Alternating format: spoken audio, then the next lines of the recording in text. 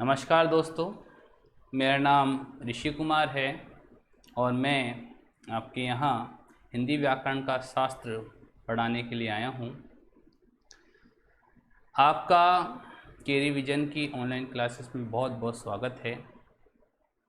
मैं कोशिश करूँगा कि मेरी तरफ से दिया गया ज्ञान आपके लिए सार्थक हो और आने वाली जो भी प्रतियोगिता परीक्षाएं हैं उनमें वह ज्ञान सार्थक रूप से बनकर उभरे और आप उन प्रतियोगिता परीक्षाओं में सफलता हासिल करें।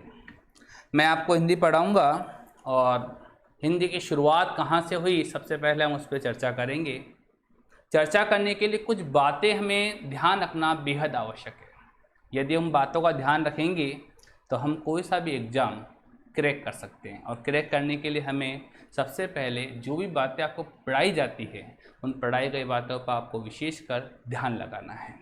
ठीक है, तो सफलता का एक ही मूल मंत्र मैं आपको दे चुका हूँ कि आपको अपनी स्टडी पे ध्यान लगाना है, तभी आप सफलता को अर्जित कर पाएंगे। चलिए हम अपने टॉपिक पे आते हैं। टॉपिक मुझे पता है यहाँ पे लिखा हुआ है हिंदी व्याकरण। और व्याकरण हमारे हिंदी शास्त्र में दो शास्त्र बताए गए, एक तो होता है व्याकरण शास्त्र, एक दूसरा होता है काव्य शास्त्र। आपने नाम सुना होगा काव्य शास्त्र। काव्य शास्त्र कहाँ काम आता है? काव्य शास्त्र साहित्य में काम आता है। जिस प्रकार हिंदी भाषा को बोलते समय हमें व्याकरण के नियमों का ज्ञान प्राप्त होना चाहिए, उसी प्रकार जब हम साहित्य की रचना करते हैं तो हमें काव्य शास्त्र के नियमों का ज्ञान प्राप्त होना चाहिए। लेकिन जैसा कि आपकी प्रतियोगिता परीक्षा में हिंदी विषय में काव्य शास्त्र का कोई महत्व नहीं है, केवल आपको क्या पढ़ना है? हिंदी व्याकरण शास्त्र। इस पर हम चर्चा करेंगे। चलिए इसको स्टार्ट करते हैं अपनी बात को। सर्वप्रथम हिंदी जो शब्द है ये आया तो आया कहाँ से? सबसे पहले दिमाग में ये बात होनी, हिंदी शब्द आया तो आया कहाँ से, और हिंदी शब्द मूलतः कौन सी भाषा का शब्द है। कई बार प्रश्न आता है इस प्रकार का दोस्तों कि हिंदी शब्द कौन सी भाषा का शब्द है, तो इसके लिए हम चर्चा कर लेते हैं। देखिए एक देश है, एक देश का नाम है ईरान। नाम सुना होगा आपने, चर्चा में भी है। एक ग्वादर बंदर का शायद बनाया गया था ईरान के अंदर, ये पता होना चाहिए। हमारे भारत देश जो है, इस भारत देश के पश्चिम में आपको ईरान देखने को मिलेगा। ईरान का प्राचीन नाम था पर्सिया। प्राचीन नाम क्या था? पर्सिया। और ईरान के अंदर जो रहने वाले लोग हैं वो कौन कहलाए? ईरानी कहलाए, जैसा कि आप सबको पता है। इसी प्रकार ईरानी कहलाए, ईरान के अंदर रहने वाले जो लोग हैं उन्हें हम क्या बोल सकते हैं? ईरानी। जैसे जयपुर के रहने वाले लोगों को क्या कहते हैं? जयपुरी। लखनऊ के रहने वाले लोग क्या कहते हैं? लखनवी। अजमेर के लोग रहने वाले कौन कहलाते हैं? अजमेरी। उसी प्रकार ईरान के रहने वाले लोग क्या कहलाते थे? ईरानी। और मैंने अभी भी कहा कि ईरान का प्राचीन नाम पर्सिया था और पर्सिया के अंदर एक कम्युनिटी निवास करती थी जिसे हम पारसी के नाम से जानते हैं। किसके नाम से जानते हैं? पारसी। नाम सुना ही होगा आपने, पारसी। भारत देश में भी 1% कम्युनिटी है पारसी की जो निवास करती है। वर्तमान में जो ईरान है वो मुस्लिम बहुल राष्ट्र है, क्योंकि पर्सिया तो सब चले गए और यह अपने आप में कन्वर्ट हो गया किसके अंदर? पारसी, ईरान के अंदर। आपको पता होना चाहिए पारसी को ही हम कह सकते हैं फारसी। आप बोल सकते हैं सर पारसी को फारसी कैसे कह सकते हैं? क्योंकि हमारे यहाँ पे जैसे आप जाओगे कभी ब्यावर से आगे राजसमंद उदयपुर साइड के अंदर तो बस सड़क को हड़क बोलते हैं। ठीक है, मैं तो एक बार जाने का मौका मिला मुझे, तो मैंने 100 रुपया बोला तो 100 रुपये बोला हो रुपया, तो सड़क को हड़क बोलते हैं। उसी प्रकार जो ईरान के रहने वाले लोग थे वे स को पढ़ते थे ह, और स को क्या पढ़ते थे? ह। इसी प्रकार जो त और थ था हमारे हिंदी भाषा का, उसे पढ़ा करते थे ये त। इसी प्रकार द और ध, इसे पढ़ा करते थे द। और इसी प्रकार आता है प और फ, इसे पढ़ा करते थे वो प। स को ह कहा करते थे, त और थ को त कहा करते थे, द और ध को द कहा करते थे, और प और फ को क्या कहा थे? प कहा करते थे। देख सकते हैं आप यहाँ पे पारसी और पा को क्या कहा करते थे? फ। तो पारसी से क्या बना? फारसी। अब इसके बीच में एक नदी बहती है, जम्मू कश्मीर से निकलती है। उस नदी का नाम आप सभी को पता है, सिंधु नदी। क्या नाम है? सिंधु। ये सिंधु बड़ा विवाद भी रहा इस नदी के पीछे, क्योंकि इसके डैम बना रहे हैं, हम पाकिस्तान में पानी नहीं जाने देंगे। एक फिल्म आई थी हिना, देखी होगी आपने, ऋषि कपूर उसमें गिर जाता है और बहता हुआ पाकिस्तान चला जाता है। तो ये सिंधु नदी, अब मैंने कहा, और ये हमारा एक देश है, प्यारा भारत देश, जिसका आप जानते हैं, ये हिंदुस्तान या भारत कहो, आर्यवृत कहो, मैं इसको आर्यवृत कह सकता हूँ, क्योंकि प्राचीन नाम क्या था? आर्यवृत। तो जो ईरान के लोग बाग थे, वो सिंधु नदी के पार जो रहने वाले लोग थे, उन्हें सिंधु की जगह कहा करते थे हिंदू। जैसा कि मैंने अभी कहा आपको, 100 रुपया को कहते हो रुपया, उसी प्रकार सिंधु को कहते थे हिंदू। अब कैसे बना सिंधु से हिंदू? अभी अभी मैंने जस्ट कहा कि ईरान के रहने वाले लोग स को पढ़ा करते थे ह, तो स किस्म से सी किस्म चले गए ही में, और ये न की बिंदी, और ध किस्म त और ध, सॉरी द और ध को क्या पढ़ते थे? द। तो सिंधु से क्या बना बताइए? हिंदू, छोटी की मात्रा। और हिंदू आर्यवर्त के लोगों को कौन कहा करते थे? ईरान के रहने वाले लोग, जिसे ईरानी कहते हैं। हिंदू से बना हिंदू। वर्तमान में हिंदू में मात्रा बड़ी आती है, ये पता होना चाहिए। कई बच्चे मात्रा क्या लगाते हैं? छोटी। तो छोटी मात्रा नहीं, हिंदू में मात्रा क्या आती है? बड़ी। और हिंदू से एक शब्द बना दे कि हिंदुस्तान में रहने वाले लोग क्या कहे? हिंदुस्तान। अभी तान शब्द आया, हालांकि हिंदुस्तान शब्द बाद में आया, क्योंकि मुस्लिम कम्युनिटी जो इसमें आ गई थी, तो इस मुस्लिम कम्युनिटी को उन्होंने कहा कि मुस्लिम कम्युनिटी और हिंदुस्तान में जितने भी धर्म के रहने वाले लोग हैं, हम तो एक नाम से जानेंगे, हिंदुस्तान। हिंदुस्तान और तय और थ को हम क्या पढ़ते हैं? थ भी पढ़ते हैं। तो हिंदुस्तान कहो या फिर कहो हिंदुस्तान, बात एक ही है, दोनों में कोई अंतर नहीं है, ये आपको पता होना चाहिए। तो यहाँ तक हमने एक बात समझाई। पहला प्रश्न हमारे सामने ये बन सकता है कि हिंदी जो शब्द है, ये मूलतः कौन सी भाषा का शब्द है? तो हम इसका उत्तर क्या देंगे कि हिंदी मूलतः ईरानी भाषा का शब्द है, या पारसी भाषा का शब्द है, या फारसी भाषा का शब्द है। यहाँ तक आपको बात समझ में आ गई होगी, सब चीज़ क्लियर होगी। पहला प्रश्न का उत्तर मिल गया कि हिंदी कौन सी भाषा का शब्द है। तो हिंदी हमारा पारसी या फारसी या ईरानी भाषा का शब्द है। मैंने कहा पर्शिया पुराना देश था, उनका प्राचीन नाम था, वहाँ के लोग रहने वाले कहलाते पारसी। तो यहाँ पे हम बात कह सकते हैं कि एक बात कि बच्चा हमारे घर में पैदा हुआ है और नामकरण किसने करा है? पड़ोसी ने। यही बात यहाँ पे सार्थक नजर आ रही है कि हिंदी ने जन्म तो यहाँ लिया है, हालांकि हिंदी का जन्म कहाँ से हुआ ये आपको बताया जाएगा, लेकिन नामकरण किसने करा? नामकरण करा है वहाँ के रहने वाले लोगों ने। यहाँ तक आपको बात समझ में आ गई होगी। थोड़ा सा हम ऊपर ले लेते हैं इसी बात को आगे। अब देखिए, यहाँ पे हम बात करते हैं, भारत का नक्शा आपके सामने बना हुआ है ही, ठीक है। जो भारत देश है, मैंने कहा विश्व की 3000 भाषाएं। पहली बात तो आपको ये पता होना चाहिए, जनरल सी नॉलेज बता रहा हूँ, विश्व की कितनी भाषाएं हैं? 3000 भाषाएं। और हम तो एक ही भाषा को नहीं जानते हैं, कई विद्वान तो कितनी भाषा को जानते हैं। विश्व की 3000 भाषाएं हैं। हम मुझके हिंदी, इंग्लिश, संस्कृत, उर्दू, पंजाबी इनको सोचने लगेंगे। अगर आप इतिहास के संदर्भ में जाएंगे तो विश्व की 3000 भाषाएं, और ये 3000 भाषाओं को 13 भाषा परिवारों में विभक्त किया गया है। 13 भागों में मान लीजिए, या भाषा परिवार, एक शब्द दे रहा हूं मैं यहाँ पे, भाषा परिवार। 13 भाषा परिवारों में विभक्त किया गया है, जिसमें भारोपीय परिवार की हमारी भाषा निकलेगी। तो उस समय जो भारत है, भारत में उत्तर भारत, ये पूरा का पूरा उत्तर भारत है, आपको पता होना चाहिए। इसको मैं एक नाम दे रहा हूं यहाँ पर, उत्तर भारत।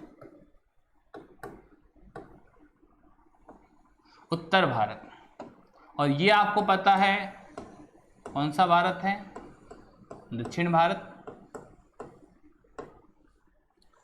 तो भारत के अंदर दो भाषाओं का बड़ा प्रभुत्व था, दो भाषा परिवारों का बड़ा प्रभुत्व था।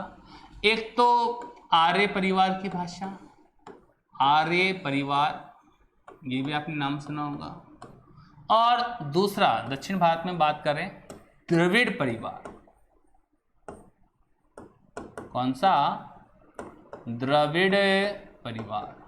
आप उसमें द्रविड़ नाम भी सुना होगा। द्रविड़ से ही शब्द आया दक्षिण। यानी भारत के अंदर वैसे तो कई भाषाओं बोली जाती है, हमारे संविधान के 22 भाषाओं को संविधान में जगह भी दी गई है, लेकिन भारत की भाषा परिवारों की बात करें तो हम इसको दो भागों में बांट सकते हैं, आर्य परिवार और द्रविड़ परिवार। आर्य परिवार के अंदर जितनी भाषा हैं, उत्तर भारत में जितनी भाषा बोली जाती है, वो सारी की सारी भाषा कौन से परिवार की है? आर्य परिवार की। इसी प्रकार दक्षिण भारत के अंदर जो भाषा बोली जाती, जितनी भी तमिल है, तेलुगु है, जितनी भाषाएं हैं, वो सारे द्रविड़ परिवार की भाषाएं हैं। तो यहाँ तक भी आपको बात क्लियर हो गई कि भारत में मूलतः दो परिवार की भाषाओं का प्रचलन है, पहला आर्य परिवार, दूसरा द्रविड़ परिवार। उत्तर भारत में जितनी भाषाएं बोली जाती हैं, इसमें हिंदी भी है, पश्चिमी हिंदी भी है, हरियाणवी भी है, अवधी भी है। जितनी भी भाषाएं हैं वो सारे आर्य परिवार की भाषाएं। इसके अलावा दक्षिण भारत में जितनी भाषाएं बोली जाती हैं वो सारी की सारी दक्षिण परिवार की भाषाएं हैं। तो यहाँ तक आपको बात क्लियर हो गई होगी। तो हम मूल रूप से जो भारतीय भाषाएं हैं इसको 3 भागों में बांट सकते हैं। भारतीय भाषा को कितने भागों में बांट सकते हैं साहब? 3 भागों में बांट सकते हैं। चलो कोई बात नहीं, इस पेज को नीचे लेने की जरूरत नहीं है, हम नेक्स्ट कर लेते हैं। भारतीय भाषा को हम 3 भागों में बांट सकते हैं। पहला नाम हम कर सकते हैं प्राचीन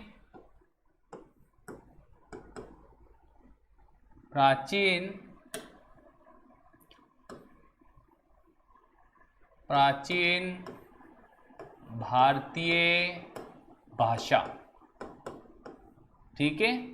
दूसरा हम नामकरण कर सकते हैं मध्य भारतीय भाषा, और तीसरा हम नामकरण कर सकते हैं आधुनिक, जो वर्तमान में प्रचलन है, आधुनिक भारतीय भाषा। हालांकि ये सब बातें आपको जनरल नॉलेज के लिए बताई जा रही है, परीक्षा में इस प्रकार के आपके प्रश्न से कोई महत्व नहीं है, लेकिन हमें पता होना चाहिए हिंदी निकली है तो निकली कहाँ से। मूल बात पे आएंगे। अभी हमने चर्चा करी कि भारत के अंदर 2 परिवार निवास कर रहे हैं, आर्य परिवार और द्रविड़ परिवार।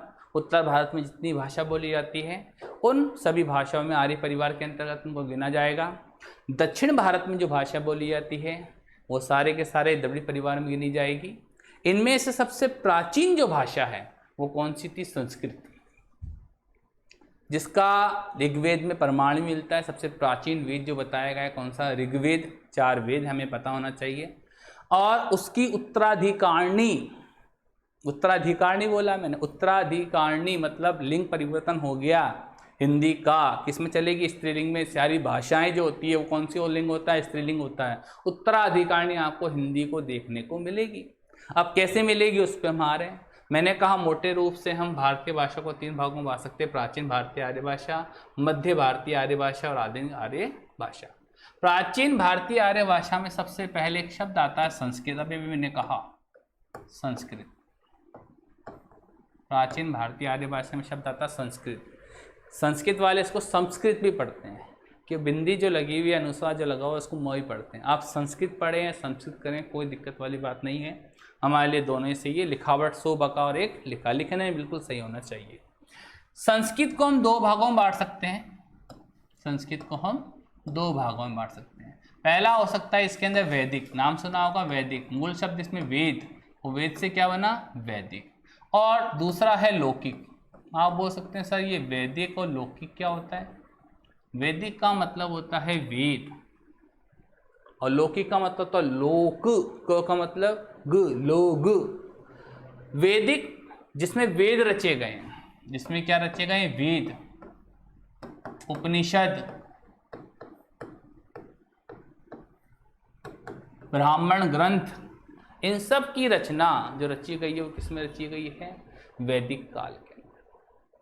जितने भी हमारे वेद हैं, ऋग्वेद, सामवेद, यजुर्वेद, अथर्ववेद, सारे वेदों की रचना, उपनिषदों की रचना। और लौकिक, मैं आपको एक और बात बताना चाहता हूँ, ये ब्राह्मणों की भाषा थी। जो प्रखंड विद्वान पंडित थे वो अपनी भाषा संस्कृत तो थी, लेकिन उस भाषा को ज़रा क्लिष्ट बना दिया जाता था, कठिन बना दिया जाता था। और कभी आपको ऋग्वेद पढ़ने का मौका मिलेगा तो आपको देखेंगे जो उसकी लैंग्वेज है, जो उसकी भाषा वो बड़ी कठिन है, क्लिष्ट है। उच्चारण करने के अंदर इतने लंबे लंबे श्लोक की उच्चारण करने में क्या आ सकती है? दिक्कत आ सकती है। और लौकिक के अंदर रची गई है रामायण, रामायण या फिर रामायण, महाभारत,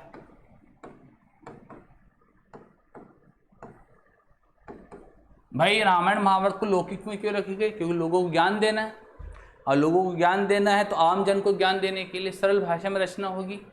तो लोगों को जो बातें समझ में आ सके उस भाषा के अंदर, सरल से सरल भाषा के अंदर लोगों को ज्ञान दिया जाएगा। ज्ञान देने के लिए उन्होंने क्या करा? दो संस्कृत के दो भाग कर दिए, वैदिक और लौकिक, जिसमें वेदों की रचना हुई तो उसमें रामायण महाभारत की रचना हुई। इनका समय काल भी आपको पता होना चाहिए, 1500 ईसा पूर्व, ईसा पूर्व को अंग्रेजी में बीसी बोलते हैं, ईसा पूर्व से 1000 ईसा पूर्व, सब में 500 का अंतर है, कोई दिक्कत नहीं है, आपको याद करने में भी कोई दिक्कत नहीं, सब में 500 का अंतर। और इसका समय है 1000 ईसा पूर्व से कौन सा हो गया भाई साहब? 500 ईसा पूर्व, देख सकते हैं। अब सबसे पहले दिमाग में एक शब्द आता है, ये ईसा पूर्व क्या है? देखिए, भारतीय इतिहास को समयबद्ध में बांटने के लिए हमको कोई ना कोई तो तारीख चुननी चाहिए, और चुनने के लिए हमें कोई ना कोई तो बीच का रास्ता निकालना पड़ेगा। तो भारतीय इतिहास को इतिहासबद्ध करने के लिए हमने एक बीच का रास्ता निकाला, और बीच का रास्ता क्या निकाला? इसको ईसा पूर्व, ईसा मसीह के जन्म से पहले। और इतनी सी बात हमें पता है कि ईसा मसीह का जन्म से पहले, भाई इसका तात्पर्य क्या है कि जब ईसा मसीह का जन्म हुआ उसके बाद ईसवी सन कहना स्टार्ट हो गया, और ईसा मसीह के जन्म से पहले ईसा पूर्व लगाने लग गए। जैसे हमारे यहाँ 2020 ईस्वी चल रहा है, मतलब आज के 2020 साल पहले ईसा मसीह का जन्म हुआ था। उससे पहले का जो काल है हम उसे ईसा पूर्व कहते हैं। जैसे अंग्रेजी में बीसी और एसी ये चलता होगा, आपने सुना होगा BC, before of crisis. Before का मतलब क्या हो गया? ईसा मसीह के जन्म से पहले। जैसे हिंदी में हम क्या बोलते हैं? ईसा पूर्व, कोई दिक्कत वाली बात नहीं है। और एक होता है एसी, एसी का मतलब वाली एसी नहीं है, दिमाग में आ जाए तुम्हारे किस वाली एसी बना रहे। एसी का मतलब क्या होता है? आफ्टर और क्राइस्ट, मतलब ईसवी। साधारण सी बात कर रहा हूँ मैं, ईसवी। ठीक है भाई, चलो यहाँ पे हम चर्चा कर लेते हैं। तो यहाँ तो बात समझ में आ गई होगी, ईसा पूर्व क्या है, ईसवी क्या है, सबसे पहले दिमाग में, क्योंकि कई बच्चों के दिमाग में कन्फ्यूजन उससे ईसवी क्या है, ईसा पूर्व क्या, तो मैंने बता दिया ईसा मसीह के जन्म से पहले। और आगे हम चर्चा करते हैं। संस्कृत की हमने बात कर ली। मध्य भारतीय आर्य भाषाओं के अंदर संस्कृत से ही निकली है पाली। पाली, महात्मा बुद्ध का आपने नाम सुना होगा, और महात्मा बुद्ध ने जो अपने उपदेश दिए हैं वो पाली भाषा में दिए हैं। ठीक है, स्तूपों का नाम सुना होगा, बिहार के बोध गया का नाम आपने सुना होगा, इतिहास आप पढ़ते ही हो पाली। और पाली जो भाषा है इसका समय काल में बता रहा हूँ, 500 ईसा पूर्व से लेकर के फर्स्ट यानी पहली ईस्वी, यानी अब ईसा मसीह का क्या हो चुका है भाई साहब? जन्म हो चुका है, ये मान के चलिए पहली ईस्वी। पाली से ही बात हम करते हैं, पैसा आगे आ गया। आधुनिक आर्य भाषा का नाम होगा, पाली से बनी है प्राकृत। पाली से क्या बनी है? प्राकृत। प्राकृत का समय हम बताते हैं पहली ईस्वी से, पहली ईस्वी से 500 ईस्वी तक। ये हर्षवर्धन के समय की, गुप्त काल के समय की बात कर रहे हैं। पहली ईस्वी से 500 ईस्वी तक, चलो ईस्वी हो गया। प्राकृत के बाद हम बात करते हैं अपभ्रंश की। अपभ्रंश, अपभ्रंश ये भी सुना होगा आपने। अपभ्रंश क्या होता है? अपभ्रंश का मतलब होता है बिगड़ा हुआ रूप। कैसा रूप? बिगड़ा हुआ रूप। देखिए, भाषा में परिवर्तन एक दिन में नहीं आता है। भाषा में परिवर्तन आने के लिए लगातार समय लगता है। 100 साल, 200 साल लगातार बीच का समय गैपिंग हो जाता है। तब भाषा का रूप क्या होता है? लगातार परिवर्तन होता है। जैसे अंग्रेज, जब जहांगीर के समय में अंग्रेज आए साहब, तो अंग्रेज पहले अंग्रेजी जानते थे क्या? हम नहीं जानते थे अंग्रेजी। लेकिन जब अंग्रेज आए तो धीरे धीरे यहाँ पे अंग्रेजी बोलना उन्होंने स्टार्ट करी। और मैकाले का नाम आपने सुना होगा। भारतीय इतिहास के अंदर उनका नाम बड़ा प्रमुख है इतिहास के अंदर। और उन्होंने यहाँ की शिक्षा व्यवस्था को ही बहुत ज़्यादा प्रभावित किया। तो लगातार हम अंग्रेजी के इतने शब्द इस कदर आ गए हमारे मन में कि हम उन अंग्रेजी के शब्दों को निकाल ही नहीं पाते। यदि हिंदी में इनको कन्वर्ट करने के लिए बैठेंगे तो हमें हिंदी के शब्द ही कठिन लगने लगेंगे। चलिए अपनी बात पे आता है। अपभ्रंश का मतलब होता है बिगड़ा हुआ। क्या होता है? बिगड़ा हुआ। लड़के की बात नहीं कर रहा हूँ मैं भाषा की बात कर रहा हूँ। बिगड़ा हुआ, बहुत सिंपल लैंग्वेज में समझा रहे। बिगड़ा हुआ, बिगड़ा हुआ का मतलब क्या होता है कि अब भाषा का रूप संस्कृत से लगातार पाली, प्राकृत, अपभ्रंश, बिगड़ा हुआ रूप आया। ये बिगड़ा हुआ रूप आपको देखने को मिलेगा साहब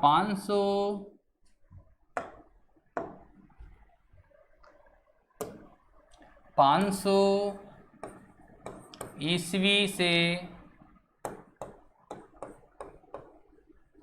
1000 ईस्वी तक। 500 ईस्वी से 1000 ईस्वी तक। मैं बात कर रहा हूँ 1500 ईसा पूर्व से हम कहाँ लिखा है? 1000 ईस्वी तक। और इस अपभ्रंश में एक अपभ्रंश आता है, इसका नाम है शोरसेनी अपभ्रंश। शोरसेनी अपभ्रंश। इस शोरसेनी अपभ्रंश से ही हिंदी का क्या हुआ है? जन्म हुआ है। यानी अगर आधुनिक आर्य भाषा की हम बात करें तो आधुनिक आर्य भाषा के अंदर हिंदी का जो जन्म है वो 1000 ईस्वी से, किससे भैया? 1000 ईस्वी से वर्तमान तक, जो हम हिंदी बोल रहे हैं वर्तमान तक मान सकते हैं। 1000 ईस्वी से कहाँ तक बताइए? बताइए। वर्तमान तक। 1000 ईस्वी से वर्तमान तक हम इसे मान सकते हैं। आपने मीर खुसरो का नाम सुना होगा, उसकी पहेलिया, मुकरिया का नाम सुना होगा आपने। एक थाल मोती से भरा, सबके सिर पे ऊंधा पड़ा, चारों ओर थाली फिरे, मोती उसमें एक ना गिरे। इस पहेली का उत्तर है आकाश, क्योंकि उसमें ऊंधा है हमारे सर पे और तारे उसके अंदर मोती के समान बताए गए हैं। ठीक है। पान सड़ा क्यों? गधा या घोड़ा अड़ा क्यों? इसका भी उत्तर है फिर आया ना आया था। आपने पान वाले को देख रखा होगा, पान वाला लगातार पान को पलटता रहता है। क्यों पलटता रहता है? क्योंकि इसमें दाग नहीं लगे। अगर दाग लग जाते हैं तो पान क्या होता है?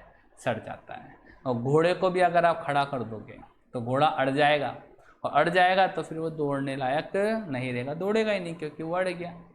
अभी कोरोना काल के अंदर सभी अधिकतर बच्चों को पढ़ने की लत जो है दूर चली गई, क्योंकि ऑफलाइन क्लासें नहीं रही, या सब घर में बैठे बैठे रहते इस कदर आलसी हो गए हैं कि एक बार अब पुनः अपने मंजिल, मुकाम, डेस्टिनेशन पर लौटने के लिए तो तकलीफ़ होती है। चलिए खैर कोई बात नहीं। तो हमने बात करते हैं कि प्राचीन भारतीय, हमने कहा कि मुख्य रूप से हम जो भारतीय भाषाओं को 3 भाषा परिवारों में बांट सकते हैं, प्राचीन, मध्य और आधुनिक। प्राचीन का मैंने समय बताया संस्कृत, संस्कृत से निकली पाली, पाली से निकली प्राकृत, प्राकृत से निकली अपभ्रंश, अपभ्रंश में एक शोरसेनी अपभ्रंश है, और सेनी अपभ्रंश से निकली हिंदी, यानी वर्तमान तक। यानी कह सकते हैं हिंदी को जन्म देने का काम किसे कहा गया है? संस्कृत ने। तो हम कई बार आपने सुना भी होगा सभी भाषाओं की जननी जो है वो कौन सी भाषा है? बताइए, संस्कृत है। ठीक है, यहाँ तक अपनी बात समझ में आ गई होगी आपको। चलिए अब हम आते हैं हिंदी पे। ठीक है, अब हम आते हैं हिंदी पर। हिंदी के लिए देखिए, हिंदी पढ़ने के लिए हम व्याकरण, पहले यहाँ पे भी कुछ बातें आपको जनरल से समझनी पड़ेगी कि वर्ण क्या है, पद क्या है, अक्षर क्या है, शब्द क्या है, क्योंकि कई बच्चों को ये सब बातें नहीं नॉलेज होती है। अगर आप, जैसे हम फिल्म देखने जाते हैं तो सबसे पहले हीरो कौन है, हीरोइन कौन है, लिरिक्स का कौन के किस गाने किसने गाए, इन सब के सामने आता तो पता चल जाता है हीरो ये है, हीरोइन ये है, और गाने इस व्यक्ति ने गाए। उसी प्रकार हिंदी का जो बेसिस है वो क्या है, वर्णमाला है। तो वर्णमाला के बगैर हम किसी भाषा को सीख नहीं पाएंगे। कोई सी भाषा हो, वर्णों का तो आपको ज्ञान प्राप्त होना चाहिए। जब हम LKG HKG में जाते थे तो आपने देखा हो, सबसे पहले वर्ण पे अधिकार प्राप्त करना सिखाया जाता है। उसी प्रकार व्याकरण यदि आपको सीखनी है तो सबसे पहले आपको वर्णों पे अधिकार प्राप्त करना पड़ेगा। ठीक है, चलिए तो हम कुछ कुछ बातें जनरली समझाते हैं। पहले क्या है, वर्णमाला। वर्णमाला का यदि समास विग्रह करते हैं, वर्णमाला का क्या करते हैं, समास विग्रह। समास विग्रह का मतलब होता है फैलाना। वर्णमाला का यदि हम समास विग्रह किया जाता है तो समास विग्रह क्या होगा, वर्णों की माला। इसकी माला वैसा, वर्णों की माला, ये वर्णों की माला है। और वर्णों की माला सुंदर कब लगेगी, जब वह व्यवस्थित होगी। अगर अव्यवस्थित होगी तो हम उससे जिंदगी भर याद नहीं कर पाएंगे। स्थान यदि परिवर्तन लगातार होते रहे तो हम याद कर पाएंगे क्या उसे, नहीं, याद नहीं कर पाएंगे। तो एक बहुत सिंपल सी बात है, वर्णों की माला कैसी होनी चाहिए, व्यवस्थित होनी चाहिए। सारी की सारी बातें आपको यहाँ क्लास में ही याद हो जानी चाहिए और हो जाएगी, लेकिन ज़रूरत है डेडिकेशन होने की, डेडिकेट होने की। जैसे फिल्म देखते हैं, जब हम तो फिल्म देखते हैं 3 घंटे की फिल्म होती है, लेकिन पूरा का पूरा ध्यान हमारा कहाँ होता है, फिल्म की तरफ। उसका एक एक डायलॉग, एक एक गाना, ये सब हमें पता हो जाता है कि सूर्य ने कौन सा डायलॉग कब गाया, क्या गाया। क्यों, हमारा पूरा का पूरा उसकी तरफ क्या है, डेडिकेशन। उसी प्रकार जब आप ये क्लास ले रहे हैं, ऑनलाइन क्लासेस, तो पूरा का पूरा डेडिकेशन होना चाहिए। हाथों याद हो जाएगा, कोई आपको ज़्यादा पढ़ने की आवश्यकता नहीं पड़ेगी। रोज़ का रोज़ पढ़ लेना तो आपको वो जीवन भर याद रहेगा, ऐसा मैं सोचता हूँ। समास विग्रह वर्णों की माला। देखिए, आज जब आप बाजार जाते हैं तो बाजार जाते समय एक माला लेते हैं। क्या लेते हैं, माला। और माला किसकी लोगे, फूलों की। चलो इसमें हम भिन्न भिन्न प्रकार के फूल डाल लेते हैं। ये लीजिए फूल, सुंदर फूल, अच्छी लगनी चाहिए माला। फूलों की माला, ये सब समझाने के लिए मैं आपको बता रहा हूँ। फूलों की माला, और फूलों की माला में बीच का जो गैपिंग देखो, बिल्कुल क्या है, समान है। यदि गैपिंग समान नहीं है तो माला क्या सुंदर लगेगी, क्या नहीं, माला सुंदर नहीं लगेगी। और माला सुंदर लगने के लिए इन फूलों का जो क्रम है, या भिन्न भिन्न प्रकार के जो फूल जोड़े गए हैं, इन फूलों का क्रम कैसा होना चाहिए, व्यवस्थित होना चाहिए। तो व्यवस्थित होने के लिए हमें क्या करना पड़ेगा, जितनी माला के अंदर फूल है वो बिल्कुल एक ही आकार के, या छोटे बड़े जो उनमें आरोही अवरोही क्रम जैसा भी हम बना सकते हैं, उस रूप में रखना पड़ेगा, तभी माला सुंदर लगी। उसी प्रकार किसी भी भाषा की, विश्व की 3000 भाषाएं हैं, 3 भाषा में कहीं ना कहीं तो वर्ण होंगे। जो भी भाषा है, जिस भी भाषा है, उन सभी वर्ण भाषा में जो भी वर्ण है उनको अगर सीखना है तो क्या कहा, किसी भाषा की मूल ध्वनियों के व्यवस्थित, एक शब्द आया व्यवस्थित, समूह को क्या कहते हैं, वर्णमाला कहते हैं। मैंने अभी कहा विश्व की 3000 भाषाएं, और यदि कोई सी भाषा आपको सीखनी है तो सबसे पहले उसके वर्णों पर अधिकार प्राप्त करना पड़ेगा। और वर्णों पर अधिकार प्राप्त कब करवाएंगे, जब उनको वर्णों क्रम क्या होगा, निश्चित होगा, मूल ध्वनियों के व्यवस्थित समूह होगा। यानी ए के बाद बी, बी के बाद सी, क के बाद ख, ख के बाद ग, यहाँ व्यवस्थित क्रम है। अगर व्यवस्थित क्रम नहीं होगा तो हम उस भाषा पर अधिकार प्राप्त कभी भी नहीं कर पाएंगे, पहली बात। ठीक है, अब वर्णमाला की बात हमें समझ में आ चुकी होगी। अब हम आगे चलते हैं। वर्णमाला के बाद हम बात करते हैं व्याकरण की। देखिए व्याकरण क्या है, देखिए व्याकरण की आवश्यकता क्यों पड़ी। हमें हिंदी बोलना आती है, पढ़ना भी आती है, लेकिन क्या हमें व्याकरण का ज्ञान प्राप्त है, नहीं है। तभी तो हम सब जने आप और हम एक लाइव क्लास के माध्यम से ऑनलाइन क्लासेस में जुड़े हैं। जब हमें ज्ञान नहीं है किसका, व्याकरण का, तो हमारा जीवन क्या है, नीरस है। हिंदी बोलना एक बड़ी बात नहीं है, व्याकरण की नॉलेज आपको है या नहीं है। जैसे मेरा एक मित्र है एंड्रू, तो अंगूठा टेक है बिल्कुल, लेकिन क्रिश्चियन है। तो उनके घर का जो माहौल है वो अंग्रेजी का है, तो अंग्रेजी आपस में बोलते हैं, करते हैं, बातचीत करते हैं। लेकिन मैं उसको बोलता हूँ कि इस चीज़ को समझाओ तो समझा नहीं पाता है, या ग्रामर के अंदर जो एरर आते हैं, त्रुटियाँ आती हैं, उसको समझा नहीं पाएगा वो। भले उसको इंग्लिश बोलना आती है लेकिन वो समझा नहीं पाएगा, क्योंकि उसको व्याकरण की नॉलेज नहीं है। तो हम सब जने यहाँ किस प्राप्त करने आए, व्याकरण की नॉलेज लेने आए, व्याकरण का ज्ञान प्राप्त करने आए। व्याकरण क्या है, देखो व्याकरण का शाब्दिक अर्थ है विश्लेषण करना। एक शब्द आया, क्या करना, विश्लेषण करना। विश्लेषण मतलब एनालिसिस, खंड खंड कर देना। जैसे व्याकरण के हम टुकड़े कर दें, व्याकरण के टुकड़े क्या होंगे, विधन आधन करण। आप देख सकते हैं व्याकरण के टुकड़े क्या होंगे, विधन आधन। इसके भी मैंने क्या कर दिया, टुकड़े कर दिए। उसी प्रकार व्याकरण के जब हम खंड कर देते हैं, जैसे आप देखा होगा जब हम कोई काम सीखते हैं तो सबसे पहले उसको खोल दिया जाता है पूरी अच्छी तरीके से।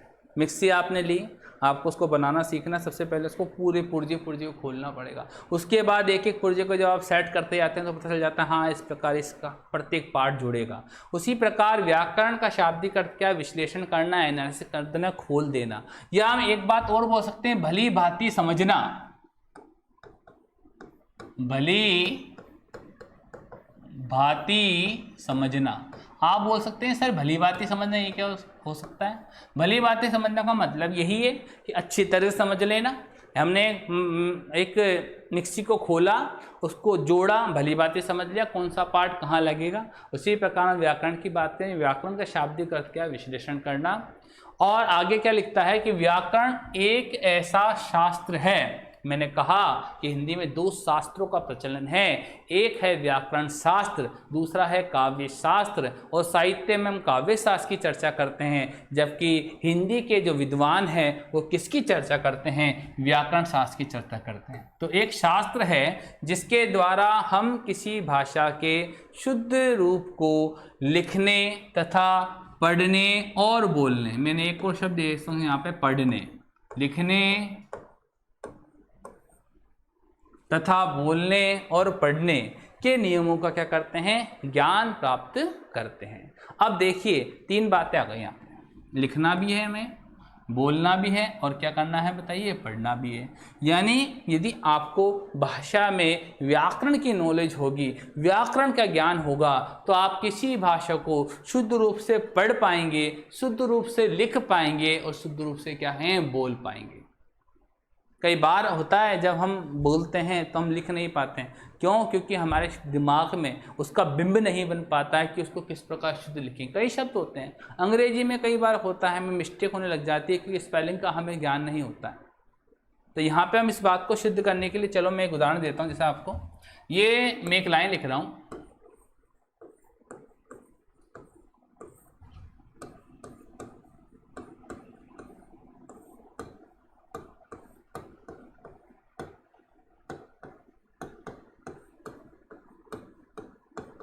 देखिए क्या लिखा है, हिंदी हमारी, पढ़ो इसको एक बार, पढ़ लिया। मैं कहता हूं यहाँ पे कई बच्चों ने इसको पढ़ा होगा, हिंदी हमारी मातृभाषा है। कईयों ने पढ़ा होगा, लेकिन जिनको ज्ञान है उन्होंने पढ़ा होगा हिंदी हमारी मातृभाषा है। देखिए दो शब्द बोले आपने इसको, एक तो क्या कहा बताइए, एक तो आपने कह दिया यहाँ पे मात्र, देखो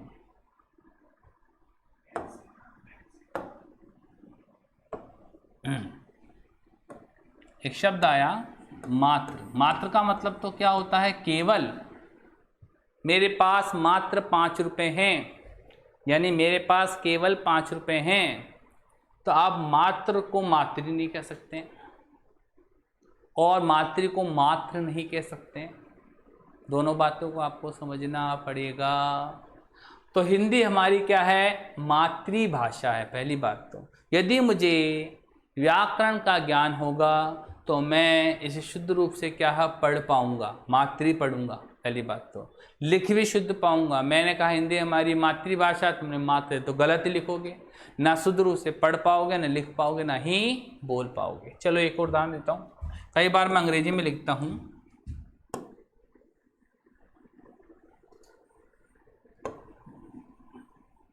वेयर आर यू गोइंग, देखिए अच्छी तरह। और दूसरा मैं लिखता हूँ वेयर यू आर गोइंग। इस चीज़ को समझें। देखिए अंग्रेजी भी आपको पढ़नी है ये पटवारी में अंग्रेजी भी है, हिंदी भी है, दोनों भाषाओं का अपना अपना अलग अलग स्थान है। यहाँ पे हम जनरल चर्चा कर रहे हैं अभी अपनी बात को समझाने के लिए कि वेयर आर यू गोइंग। पहला मेरा प्रश्न क्या है, दोनों सेंटेंस राइट हैं या एक सही है या दूसरा क्या है बताइए गलत है, ये आप मुझे बताइए। पहले तो वेयर आर यू गोइंग, दूसरा है वेयर यू आर गोइंग। कई बच्चे जिनकी अंग्रेजी कमज़ोर होती है अपनी अंग्रेजी भी सुधार सकते हैं, कोई बात नहीं। कि करत करत अभ्या जड़मती हो तो सुजान रसरी आवाजा सील पड़त निशान, ऐसा हमने पढ़ा ही है। पहले वाला वाक्य क्या है, where you are you going. सब बच्चे दिखते बोलेंगे सर ये वाला सही है, ये वाला क्या है गलत है। लेकिन मैं आपको एक बात बताना चाहता हूँ कि दोनों सेंटेंस सही है, बोथ सेंटेंस आर राइट्स। आप बोलो सर ये कैसे पॉसिबल है, पहला वाला ही सीखा हमने, दूसरा वाला सीखा ही नहीं। बिल्कुल, क्योंकि यहाँ पे आपने एक बात तो सीख ली कि WH वर्ग के पास हेल्पिंग वर्ब आनी चाहिए, सीखिए, सबने रट्टा मारा आप सभी ने। लेकिन ये सोचना चाहिए यहाँ पे वेयर का मतलब मैं बताना चाहूँगा, यहाँ पे वेयर का मतलब है कहाँ, समझे आप। और यहाँ पे वेयर का मतलब क्या है, जहाँ। भाई ऐसा कैसे हो गया, क्योंकि ये सेंटेंस जो है, पहला वाला जो सेंटेंस है वो प्रश्नवाचक वाक्य है। देखो मैंने क्वेश्चन मार्क भी लगा रखा है, वेयर आर यू गोइंग, इसका मतलब तुम कहाँ जा रहे हो। तो उसने उत्तर क्या दिया, वेयर यू आर गोइंग, जहाँ तुम जा रहे हो। आप देखो यहाँ पे मैंने डॉट का निशान लगा रखा है, देख सकते हैं आप डॉट, ये मैंने डॉट का निशान लगा रखा है। तो यहाँ पे कहने का तात्पर्य है दोनों सेंटेंस राइट है, लेकिन पहले का मतलब कहाँ है, दूसरे का मतलब जहाँ है। और ये बात भी हमें कब पता चलेगी, जब हमें व्याकरण की क्या होगी, नॉलेज होगी, व्याकरण का ज्ञान प्राप्त होगा। और व्याकरण के ज्ञान के अभाव में हमारा जीवन नीरस बना रहेगा, क्योंकि हम उन तत्वों को, मूल तत्वों को हम समझ नहीं पाएंगे। तो मैंने अपनी बात बहुत अच्छी तरह आपको शायद समझा दी होगी कि व्याकरण क्या है। व्याकरण का शाब्दिक अर्थ क्या होता है, विश्लेषण करना। व्याकरण एक ऐसा शास्त्र है जिसके द्वारा हम किसी भाषा के शुद्ध रूप को लिखने तथा पढ़ने और बोलने, मैंने एक लाइन और ऐड कर दी, पढ़ने बोलने के नियमों का क्या करते हैं, ज्ञान प्राप्त करते हैं। ठीक बात है, चलिए आगे चलते हैं हम। व्याकरण के बाद हम बात करते हैं ध्वनि की। ध्वनि क्या है, ध्वनि क्या है बताइए। इस पृथ्वी पे क्या है, वायुमंडल।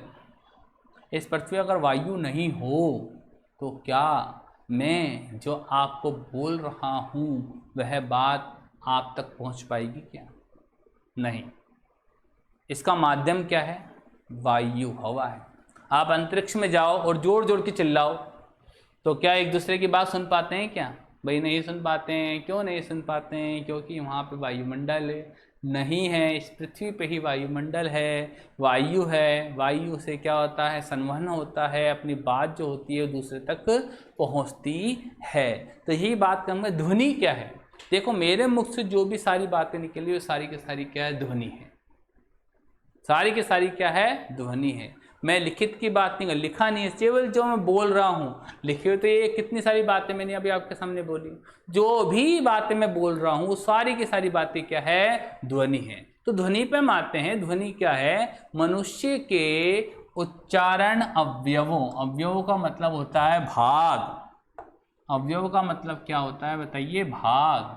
चलो नया रंग लेते हैं। अब अवयव का मतलब क्या होता है? भाग। भाग का मतलब होता है हिस्सा, अंग्रेजी में बोल सकते हैं पार्ट। ठीक है, कंठ, तालु, मूर्धा, दंत, ओस, सारी बातें भी आपको सीखनी है। तो मनुष्य के उच्चारण अवयव से उच्चरित, यहाँ पे उच्चरित कर दिया, कोई बात नहीं, हम इसको भर देते हैं इस वाले पोर्शन को अच्छी तरह। ठीक है,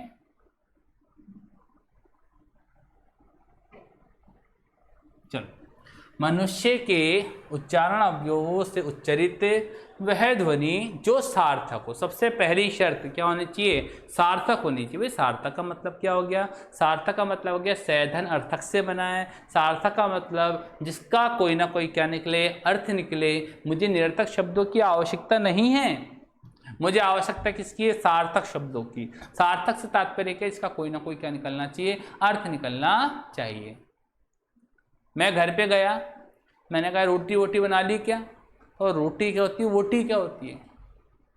रोटी तो सही है, वोटी क्या होती है? लेकिन कई बार हम सार्थक शब्दों के साथ निरर्थक शब्दों को भी कह देते हैं, बोल देते हैं।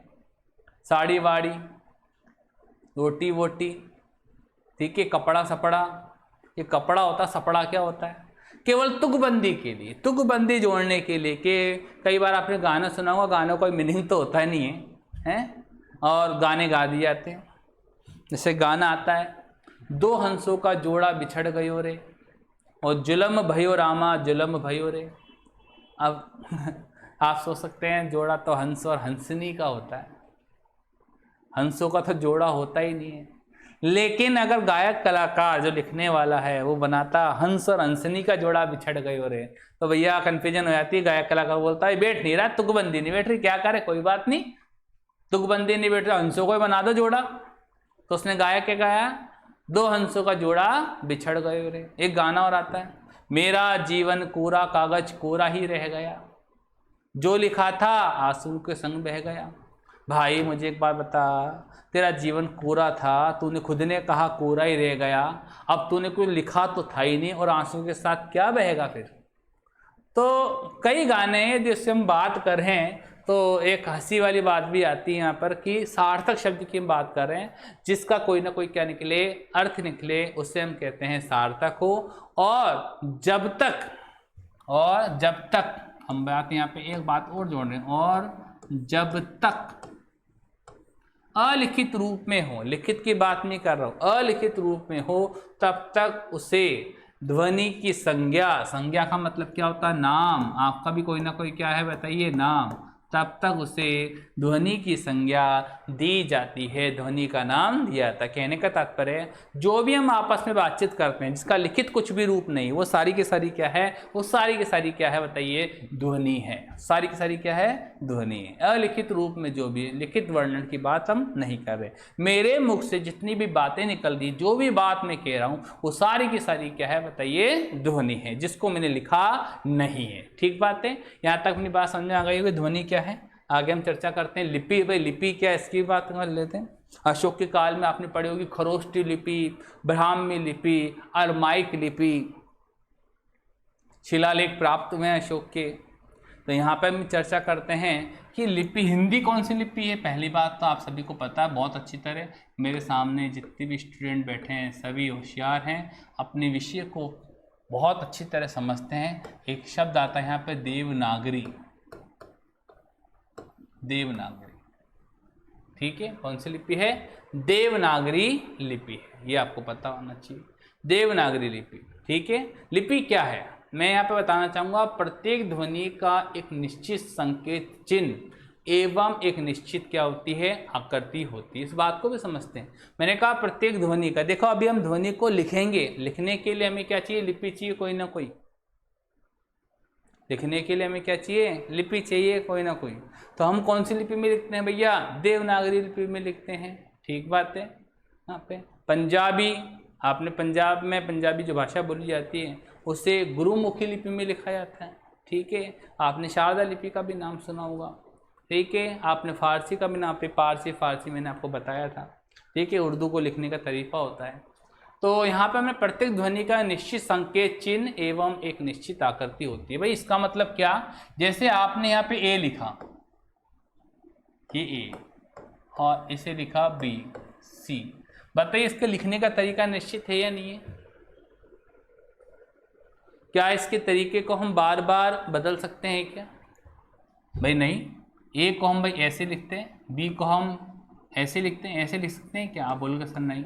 सी को हम ऐसे लिख सकते हैं, आप बोलोगे साहब नहीं। क को हमने ऐसे लिखा, इसका तरीका है निश्चित। ख को लिखने का तरीका, ग को लिखने का तरीका। हाँ बोलो सर का को सर ऐसे नहीं ऐसे बना देते हैं, मैं बोलूँगा साहब नहीं। ग को हम ऐसे बना सकते हैं, आप बोलेंगे साहब नहीं। ग को साहब हम ऐसे बना देते हैं, बोले मैं लूँगा नहीं। भाई ग को हम ऐसे नहीं बना सकते हैं, क्यों नहीं बना सकते? ये राइट है, ये क्या है? रॉन्ग। ये भी राइट है, रॉन्ग। क्योंकि इनके लिखने का तरीका क्या है? निश्चित है। प्रत्येक चीज को लिखने का तरीका क्या है? निश्चित है। अनिश्चित होता तो खुद को ही गड़बड़ी आती है, भाई किसको कैसे क्या बनाए। तो मैंने कहा प्रत्येक ध्वनि का एक निश्चित संकेत चिन्ह एवं एक निश्चित आकृति होती है, जिससे उस ध्वनि या वर्ण को, देखो ध्वनि और वर्ण एक ही है, लेकिन यहाँ पे चर्चा हो रही है ध्वनि क्या है? अलिखित, और वर्ण क्या है? लिखित। अभी हम चर्चा करेंगे कुछ देर बाद। जिससे ध्वनि या वर्ण को लिपिबद्ध किया जाता है। लिपिबद्ध का मतलब लिपि में बांधा जाता है। जैसा मैं बोलूंगा, मैंने कहा कमल, तो तुम्हारे दिमाग में, उसके दिमाग में जो बिंब है बन गया, लिपि बन गई कि कमल में क इस प्रकार बनता है, म इस प्रकार बनता है, ल इस प्रकार बनता है। बताइए बनी नहीं बनी लिपि? एक बार के अंदर ही अपनी बात समझ में आ गई। कमल, ठीक है। तो जैसे मैंने कहा जिससे ध्वनि या वर्ण को लिपिबद्ध किया जाता है, लिपिबद्ध लिपि में बांधा जाता है, तो उसे लिपि कहते हैं। जैसे कि अ, इसको बांधने का तरीका यह है, इसका निश्चित संकेत चिन्ह है, निश्चित इसकी आकृति है, आ ई, और देखो क बनाने का तरीका ख ग घ, इन सबको लिखने का तरीका क्या है? निश्चित है। इनको इसी प्रकार लिखा जाता है। और कौन सी लिपि में लिखा जाता है? देवनागरी लिपि में लिखा जाता है। तो परिभाषा स्पष्ट हो गई होगी कि प्रत्येक ध्वनि का एक निश्चित संकेत चिन्ह, निश्चित आकृति होती है, जिसमें उस ध्वनि या वर्ण को क्या आता है? लिपिबद्ध किया जाता है। चलिए हम आगे चलते हैं, यहाँ तक कोई दिक्कत नहीं है। अब यहाँ से हमारी मेन जो बात है वो स्टार्ट हो रही है, इस बात पर हम चर्चा करते हैं। वर्ण क्या है? यहाँ से आपको बहुत ज़्यादा ध्यान लगाना है। चार जो पॉइंट हैं, हालांकि सभी पॉइंट ध्यान लगाने लायक ही है आपको, लेकिन मैं विशेषकर यहाँ पे कहूँगा कि यहाँ से आपकी मेन हिंदी जो स्टार्ट हो रही है, यहाँ से आपको पूर्ण रूप से ध्यान लगाते हुए पढ़ना है और बिल्कुल एकांत के अंदर पढ़ाई पे ही ध्यान लगाना है, डिस्टर्बेंस नहीं होना चाहिए, ध्यान लगाएं। देखिए वर्ण क्या है? भाषा की वह सबसे छोटी इकाई खंड बात एक ही है, जिसके खंड का मतलब टुकड़े नहीं किए जा सकते हैं, उन्हें वर्ण कह सकते हैं। अब ये बात है कि भाषा की छोटी इकाई क्या है? ध्वनि है या वर्ण है? दूसरी परिभाषा पे भी आता हूँ। जिसके खंड मतलब टुकड़े नहीं किए सकते हैं। भाई आप बोलेंगे सर कैसे? मैं कहता हूँ आपको क, मैं लिख रहा हूँ यहाँ पे क्या लिखा है? क, और क के नीचे मैंने क्या लगा दिया? हलंत। क्या इसके आप टुकड़े कर सकते हैं क्या? आप कहेंगे सर नहीं कर सकता है। मैंने अ लिखा, क्या अ के आप टुकड़े कर सकते हैं क्या? नहीं। मैंने आ लिखा, क्या आप टुकड़े कर सकते हैं क्या? आपके दिमाग में कोई प्रश्न आ रहा तो आप बोलिए, क्या आप टुकड़े कर सकते हैं क्या? आप कईयों के दिमाग में बात आएगी सर आके टुकड़े होते हैं, संधि में पढ़ा हमने क्या कि अ के साथ अ मिलता है तो आ बनता है। मैंने कहा भाई मैं टुकड़ों की बात कर रहा हूँ। टुकड़ों का मतलब क्या होता है? किसी चीज़ को अलग कर देना। ये मार्कर है, इसको मैं अगर टुकड़े कर दूँ, दो भागों में बांट दूँ तो अलग होगा। ये तो दो वर्णों का मेल होता है। टुकड़े से तात्पर्य क्या है? टुकड़े से तात्पर्य है कि मैं इस अ को अलग कर दूँ और इसकी मात्रा को अलग कर दूँ, तो इसका कोई बेहतर रह जाएगा क्या? नहीं। मात्रा जुड़ती है तभी आप बनता है। टुकड़े से तात्पर्य खंड नहीं किया सकते, टुकड़े नहीं किया सकते, एक दूसरे को अलग नहीं किया सकते, उसे कहा जा सकता है, बताइए क्या? वर्ण। तो वर्णमाला के वे वर्ण या भाषा की वे सबसे छोटी इकाई। प्रश्न भी कई बार आता है भाषा की छोटी इकाई क्या है? तो भाषा की छोटी इकाई क्या है? वर्ण है। अभी इस पर चर्चा करेंगे। जिसके खंड नहीं किए जा सकते उन्हें वर्ण कहते हैं। ठीक है, यहाँ तक बात समझ में आ गई। यहाँ पर जैसे लिखा हुआ ना अ के आप टुकड़े नहीं कर सकते, आ के टुकड़े भी नहीं। अभी मैंने समझाया आपको कईयों के दिमाग में बात आई होगी, सर अ के साथ अ मिलेगा तो आ बन जाता है। मैं कहता हूँ नहीं, ई के आप टुकड़े नहीं कर सकते हैं, बड़ी ई के भी टुकड़े आप नहीं कर सकते हैं, जोड़ लगेगा। क के नीचे तो ऑलरेडी क्या लगा हुआ है, हलंत चिन्ह लगा हुआ है। हलंत से तात्पर्य क्या है कि मैंने इसमें से स्वर ऑटोमेटिक निकाल लिया है। ये स्वर रहित शुद्ध व्यंजन है। स्वरों के नीचे हलंत कभी भी नहीं लगता है। लगता तो किसके नीचे लगता है बताइए, व्यंजनों के नीचे ही लगता है हलंत चिन्ह। ख के नीचे ऑलरेडी क्या लगा हुआ, हलंत। ग के नीचे हलंत और घ के नीचे भी क्या लगा हुआ है, हलंत चिन्ह लगा हुआ है। ठीक है, तो पहली परिभाषा जो आपके दिमाग में बैठ गई होगी कि भाषा की सबसे छोटी इकाई क्या है। भाषा की छोटी इकाई जिसके खंड टुकड़े नहीं कह सकते वर्ण कहते हैं। या दूसरी परिभाषा क्या कहती है कि भाषा की सबसे छोटी इकाई ध्वनि है, और ध्वनि को ही क्या कहा जाता है, वर्ण कहा जाता है। तो अब दिमाग में एक बात आएगी, सर फिर ध्वनि और वर्ण को आपने अलग अलग परिभाषा क्यों लिखवाई? जब ध्वनि ही वर्ण है तो बात तो एक ही है। नहीं, ध्वनि और वर्ण में एक अंतर था, याद कीजिए, अलिखित और लिखित का। तो प्रश्न कैसे बन सकता है उस पर ध्यान करना। एक बार महिला सुपरवाइजर में प्रश्न आया था कि भाषा की सबसे छोटी इकाई कौन सी है। ठीक है, यहाँ पे हम चर्चा करते हैं। तो यहाँ पे अगर प्रश्न ऐसा आ जाए, क्वेश्चन ऐसा आ जाए आपके सामने कि भाषा की सबसे छोटी इकाई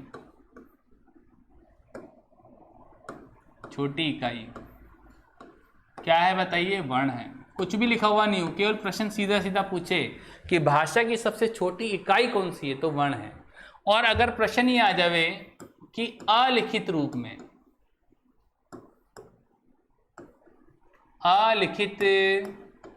में भाषा की सबसे छोटी इकाई, तो क्या कहा जाएगा भाई?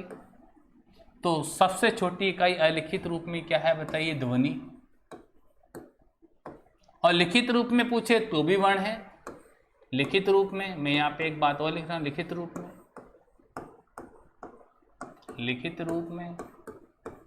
रूप में क्या है बताइए, वर्ण है। अलिखित रूप में ध्वनि है। अगर प्रश्न सीधे सीधे, हालांकि प्रश्न इस प्रकार का आता है कि भाषा की सबसे छोटी इकाई कौन सी है, तो क्या है, वर्ण है। यहाँ तक बात समझ में आ गई होगी शायद आपको कि भाषा की सबसे छोटी इकाई क्या है, ध्वनि है। ध्वनि को वर्ण कहा जाता है। ध्वनि वर्ण में कोई अंतर नहीं है, बस अंतर क्या है, अलिखित का और लिखित का। अलिखित में ध्वनि है, लिखित में क्या है, वर्ण है। या भाषा की सबसे छोटी इकाई ध्वनि है, ध्वनि कोई वर्ण कहा जा सकता है। तो हम कह सकते हैं वर्ण, जैसे कि यहाँ पे लिखा अ आ या क ख ग घ। तो एक बात पता चलेगी, वर्ण कितने प्रकार के होते हैं। वर्ण यहाँ पे हम बोल सकते हैं 2 प्रकार के होते हैं। कितने प्रकार के, 2 प्रकार के। पहला आपको दिख रहे हैं यहाँ पे, इसे हम बोल सकते हैं क्या है, ये स्वर है। और दूसरा क्या है, यह आपके लिए क्या है, व्यंजन है। क्या है, व्यंजन है। तो आपके लिए आपने देखा यहाँ पे कि कितने प्रकार के हो गए वर्ण, 2 प्रकार के, स्वर और व्यंजन। स्वर और व्यंजन का एक नामकरण किया जाए तो क्या होगा बताइए, वर्ण होगा। ठीक है, क्लियर? चलो आगे चलते हैं। तो वर्णों से मिलके क्या बनते हैं, वर्णों से मिलके बनते हैं अक्षर। आपको ध्वनि और वर्ण में अंतर समझ में आ गया। वर्णों से मिलके क्या बनते हैं, अक्षर। हम अक्षर पे भी आते हैं। अक्षर क्या है, देखिए अक्षर, एक यहाँ पे अक्षर के टुकड़े करें तो अधन क्षर से बनेगा। यहाँ पे उपसर्ग है, अधन शर, क्या बनेगा, अक्षर। एक मिनट, ठीक है। अक्षर के टुकड़े करते हैं अधन शर। ये लीजिए, एक शब्द में लिखता हूं यहाँ पे स्वरांत, यहाँ पे स्वरांत। इसका संधि विच्छेद करेंगे तो होगा स्वर धन अंत। स्वर धन अंत। भाई स्वर धन अंत, इसका मतलब क्या हुआ, जिनका अंत किन से हो, स्वर से हो, उसे हम क्या कह सकते हैं, अक्षर कहते हैं। जिसका अंत किससे हो, स्वर से। तो एक बात तो हमें पता चली, जिसका अंत स्वर से हो उसे हम क्या कह सकते हैं, अक्षर। और स्वरों का अंत तो स्वर से ही होता है। मैंने कहा अ का अंत तो किससे हुआ, स्वर से ही हुआ। लेकिन व्यंजन जो है, व्यंजनों का अंत भी किससे होता है, स्वर से होता है। क्योंकि बिना स्वर की सहायता से हम किसी भी अक्षर का, किसी भी व्यंजन का उच्चारण नहीं कर सकते हैं। जैसे कि मैं कह रहा हूं आपको क, तो क में किसका स्वर आया, अ का। का में किसका स्वर आया, आ का। की किस में स्वर आया, ई का। क्या बिना स्वर की सहायता से आप किसी भी व्यंजन का उच्चारण कर सकते हैं क्या, नहीं। आपका उत्तर क्या होगा, सर नहीं कर सकते हैं। यानी एक तरीके से व्यंजन के अंदर स्वरों की क्या पड़ती है, आवश्यकता पड़ती है। उनका अंत भी किससे होता है, स्वर से। तो परिभाषा पर आते हैं हम यहाँ पे, बहुत इंपॉर्टेंट। अक्षर किसे कहते हैं, वे वर्ण, पहले लिखते हैं मैंने स्वरांत, स्वर से अंत होने वाले, वे वर्ण जिनका अंत स्वर से होता है। किससे होता है बताइए, स्वर से होता है। अर्थात व्यंजन को ही अक्षर की संज्ञा, वापस एक नाम आया, संज्ञा बार बार आएगी, मैं पढ़ाऊंगा बहुत अच्छी तरह आपको। नाम क्या आया बताइए, नाम।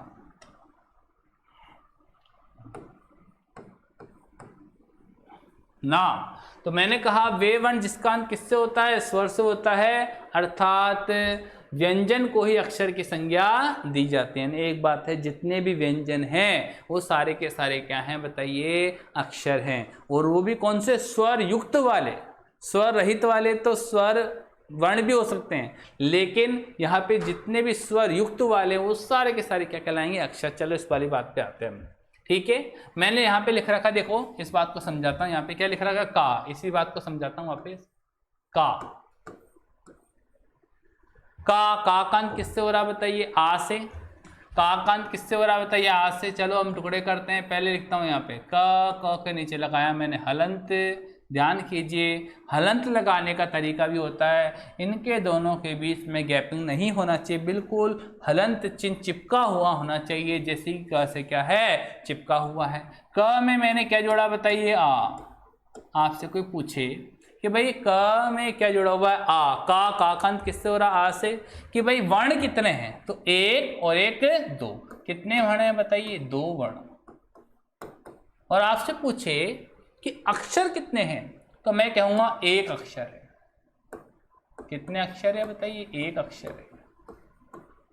आप बोला सर कैसे एक अक्षर, क्या है कि जितने स्वर उतने अक्षर। क्योंकि परिभाषा हमारी बोल सकती है, अक्षर किसे कहते हैं, जिसका अंत किससे होता है, स्वर से होता है। ये जितने भी स्वर गिन ले आप, बहुत सिंपल सा तरीका, जितने स्वर गिन लेना उतने आपको क्या मिलेंगे बताइए, अक्षर मिलेंगे। जितने स्वर उतने अक्षर। देखिए यहाँ पे आ से अंत हो रहा है, ठीक है, तो कितने अक्षर हैं बताइए, एक अक्षर है। यहाँ पे भी लिख देता हूँ मैं इस वाली बात को, कितने अक्षर है बताइए, एक अक्षर है। और वर्ण पूछे तो गिन लो भाई, एक दो, कितने वर्ण हैं यहाँ पे बताइए, दो वर्ण है साहब। चलो इस वाली बात में आते हैं, उदाहरण करते हैं। महात्मा शब्द लिखा हुआ, महात्मा एक शब्द लिखा हुआ आपके सामने। पहले क्या आया, म हलंत करा, यहाँ पे वापस लिख रहा हूं मैं, यहाँ पे म हलंत। म में क्या स्वर जुड़ा हुआ बताइए, अ, कोई दिक्कत नहीं है, जोड़ दिया। फिर यहाँ पे क्या आता है, ह। ह को क्या करता हूं, हलंत। ह में क्या जोड़ा हुआ बताइए, आ। मैंने इसमें क्या जोड़ दिया बताइए, आ। फिर क्या आता है, त। यहाँ पे क्या आया, त हलंत। फिर क्या आता है, म। फिर क्या आया, म हलंत। देखो त तो ऑलरेडी क्या है, आधा ही है, तो कोई दिक्कत वाली बात नहीं। फिर म में क्या जोड़ा बताइए, आ। ठीक है, शब्द के मैंने अब खंड खंड कर दिए, महात्मा। अब मैंने आपसे पूछा साहब इसमें अक्षर गिनिए। ये सारे के सारे प्रश्न का भी बीएसटीसी का पेपर दे, प्री बीएसटीसी का पेपर देंगे, या चपरासी का भी पेपर जो है हाईकोर्ट वाला, हाईकोर्ट एलडीसी का है या पटवारी का है, सबके अंदर हिंदी सहमी आती है। तो हम इसकी नींव की ईंट है सारी, ठीक है, नींव की ईंट है जो दिखती नहीं है लेकिन बड़े काम की चीज़ है।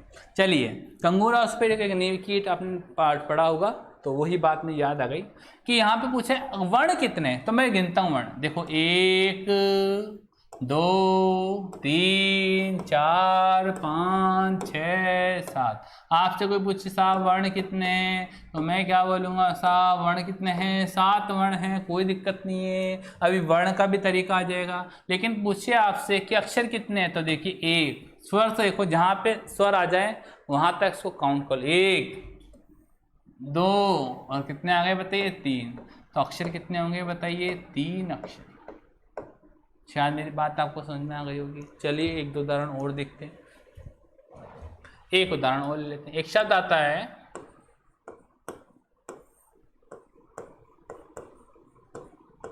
ज्योत्सना। ज्योत्सना। कई बच्चे, चलो मैं आपसे पूछता हूँ, आप भी देखना कि इसमें कितने अक्षर हैं, इस ज्योत्सना शब्द में कितने अक्षर हैं। ठीक है, मैं भी यहाँ पे इसको बना देता हूँ, लेकिन आप भी बनाने की कोशिश करना। कई शब्द आएंगे आपके पास। ज्योत्सना शब्द पहले क्या आएगा बताइए, ज हलंत। ठीक बात है, क्योंकि ज तो ऑलरेडी क्या है, आधा ही है। दूसरा क्या आएगा बताइए, यह हलंत। और यह में क्या स्वर जुड़ा हुआ बताइए, ओ, कोई दिक्कत नहीं है।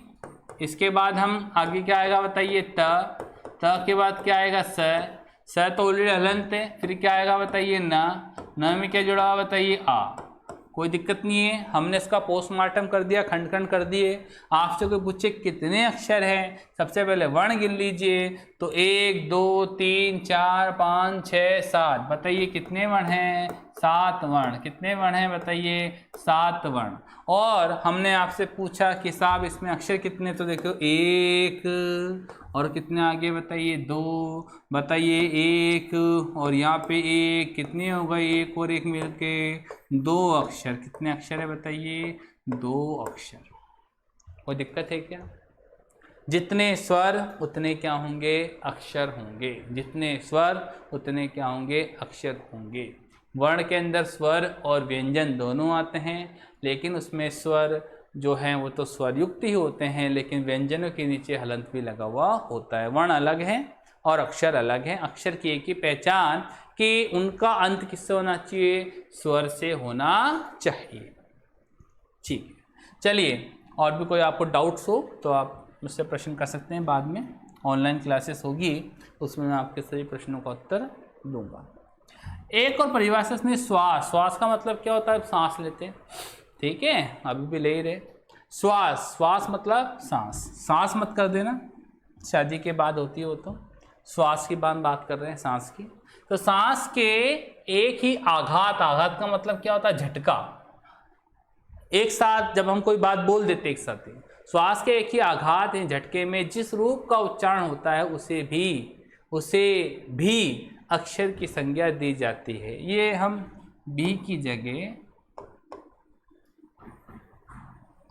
कर देते हैं, उसे भी अक्षर की संज्ञा दी जाती है। भाई उसे भी अक्षर की संज्ञा दी जाती है, इसका मतलब क्या, जैसे आप एक साथ बोलते हैं, आ, जा, खा, पी, एक साथ बोला, सारी की सारी श्वास एक साथ निकल गई।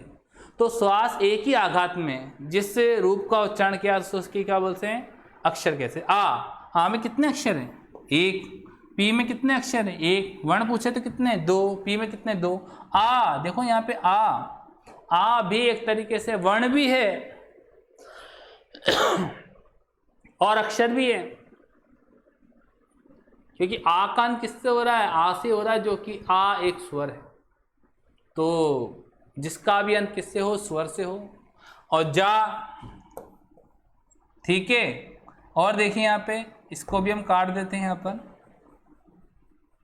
एक दो शब्द लिख लेता हूं। क्या, क्या लिखा बताइए, क्या। अब बताइए क्या में कितने अक्षर हैं, बताओ जल्दी से, क्या में कितने अक्षर हैं। क्या में 1 अक्षर है, 2 नहीं है। कितने हैं, 1 अक्षर है। आप बोलो सर कैसे, क्या में 1 अक्षर है, देख लो, टुकड़े कर लो बोले। का हलंत, यह हलंत, ये में स्वर क्या आ रहा बताइए, आ। कितने अक्षर हो गए बताइए, 1 अक्षर। क्या मेरी बात आपको समझ में आ चुकी है? बहुत इंपॉर्टेंट टॉपिक चल रहा है। अक्षर हर किसी को समझ में नहीं आता है, फिर भी आपके दिमाग में कोई डाउट्स रहता है तो मैं उसको क्लियर करूँगा। ये मेरी कोशिश रहेगी, जितना ही मुझे आता है, जितनी मुझे नॉलेज है, जितना मुझे ज्ञान है, मैं कंपैरिजन किसी से नहीं कर रहा हूँ, लेकिन जितनी मुझे नॉलेज है, जितना ही मुझे ज्ञान है, उसके अनुसार मैं आपको पूरा बताने की कोशिश करूँगा। ठीक है, चलिए यहाँ तक बात समझ में आ गई। अक्षर का मतलब क्या होता है बताइए? अक्षर का मतलब जिसका भी अंत किससे हो? स्वर से हो। वर्ण अलग है और ध्वनि की मैंने चर्चा कर चुका हूँ। ठीक है, अब देखिए अक्षरी के बाद हम चर्चा करते हैं अक्षर से मिलके क्या बनते हैं? शब्द। देखो अभी हमने क्या सीखा? वर्ण से मिलके क्या बनेंगे बताइए? अक्षर। अक्षर से मिलके क्या बनेंगे बताइए? शब्द। अभी मैंने एक व्याकरण शब्द लिखवाया था। व्याकरण का शाब्दिक अर्थ क्या होता है? विश्लेषण करना। और व्याकरण को हम 3 भागों में वैसे बांट सकते हैं। ये मैंने आपको व्याकरण से समझाया था। तो व्याकरण को हम 3 भागों में बांट सकते थे। पहला शब्द विचार,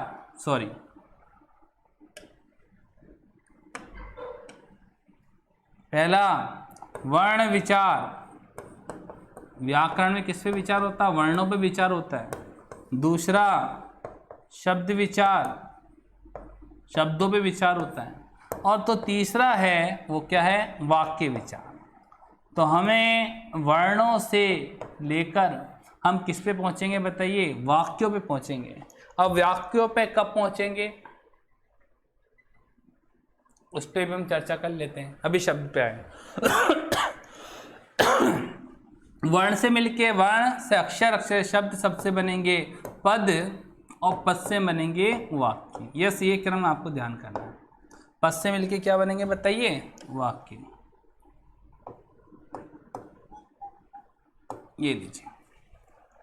अब हम वर्ण जान चुके। वर्ण क्या होते हैं? भाषा की छोटी इकाई क्या है? वर्ण है। अक्षर जान चुके, जिनका बिंद किससे हो? स्वर से हो। अक्षर से मिलके क्या बनते हैं? शब्द। देखिए अक्षर भी शब्द बन सकते हैं, पोजीशन बदल जाती है। जैसे मैं यहाँ पे हूँ तो मैं आपका अध्यापक हूँ। घर पे जाऊँगा तो मैं किसी का पिता कहलाऊँगा, पति कहलाऊँगा, चाचा कहलाऊँगा, मामा कहलाऊँगा, बेटा कहलाऊँगा, क्योंकि अलग अलग रिश्ते में अलग अलग क्या होंगे? नाम हो जाएंगे। उसी प्रकार जो अक्षर है वो शब्द भी बन सकते हैं। अब वो शब्द कैसे बनते हैं उस पर चर्चा कर लेंगे।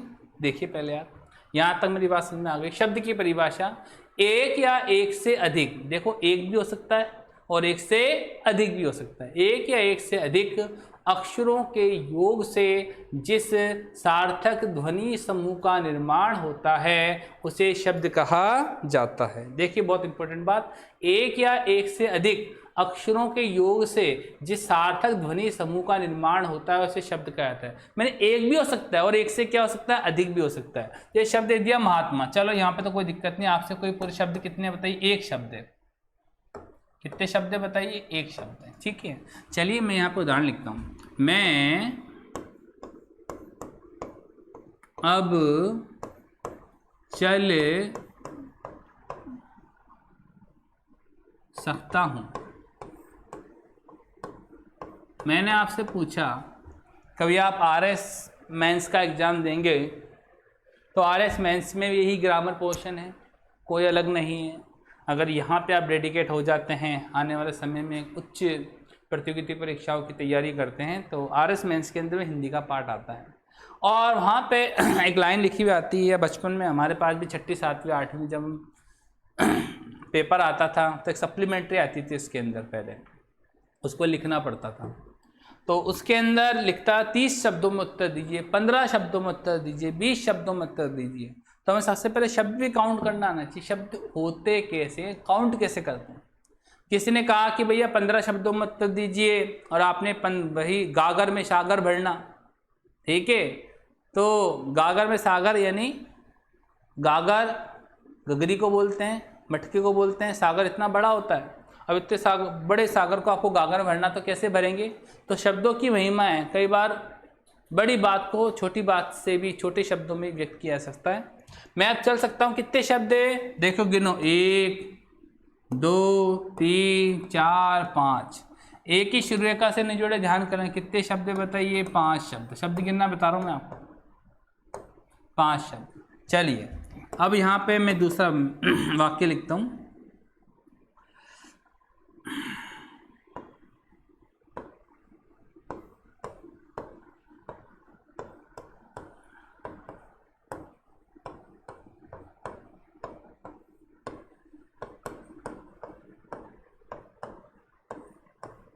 मैंने कहा मुख मयंक चंद्रमा के समान, ठीक है।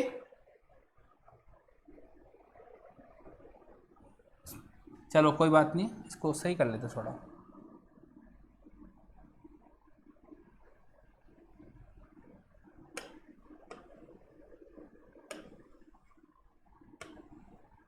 चलो इसको हम कोष्टक में लिख देते हैं, मयंक कर देते हैं। मुख मयंक चंद्रमा के समान। और आपसे पूछा जाए कि इसमें इस वाक्य में कितने शब्द हैं, तो देखिए अगर कोष्टक में कोई शब्द लिखा हुआ हो तो वह शब्द उसका जो अर्थ बता रहा है वो एक ही शब्द काउंट होगा, अलग नहीं होगा। जैसे कैसे, एक, ये पूरा का पूरा 2 है, और ये 3, और ये कितने हैं बताइए 4। बताइए कितने शब्द हैं यहाँ पर, 4 ही शब्द हैं। इसे आप 5 शब्द नहीं कह सकते हैं। और देखिए, मैं देश प्रेम करता हूं। और आपसे पूछे साहब यहाँ पे कितने शब्द हैं, तो देखिए देश और प्रेम के इसमें एक चिन्ह जड़ा हुआ है। चिन्ह का नाम क्या है, योजक चिन्ह। अंग्रेजी में हाइफन कहते हैं, हिंदी में क्या कहते हैं, योजक चिन्ह जुड़ा हुआ है। और इस योजक चिन्ह जुड़ा हुआ है तो इससे भी एक ही शब्द काउंट किया जाएगा। और वह क्या किया जाएगा, यहाँ पे हम चर्चा करते हैं। देखिए 1, 2, 3, 4, बताइए कितने शब्द हैं, 4 शब्द हैं। शब्द गिनना शायद आपको आ गया होगा कि शब्द कैसे काउंट होता है। एक लाइन और लिखते हैं, मैं, देखो यहाँ पे, मैं आ जा सकता हूँ, मैं आ जा सकता हूँ। यहाँ पे लाइन लिखी मैंने।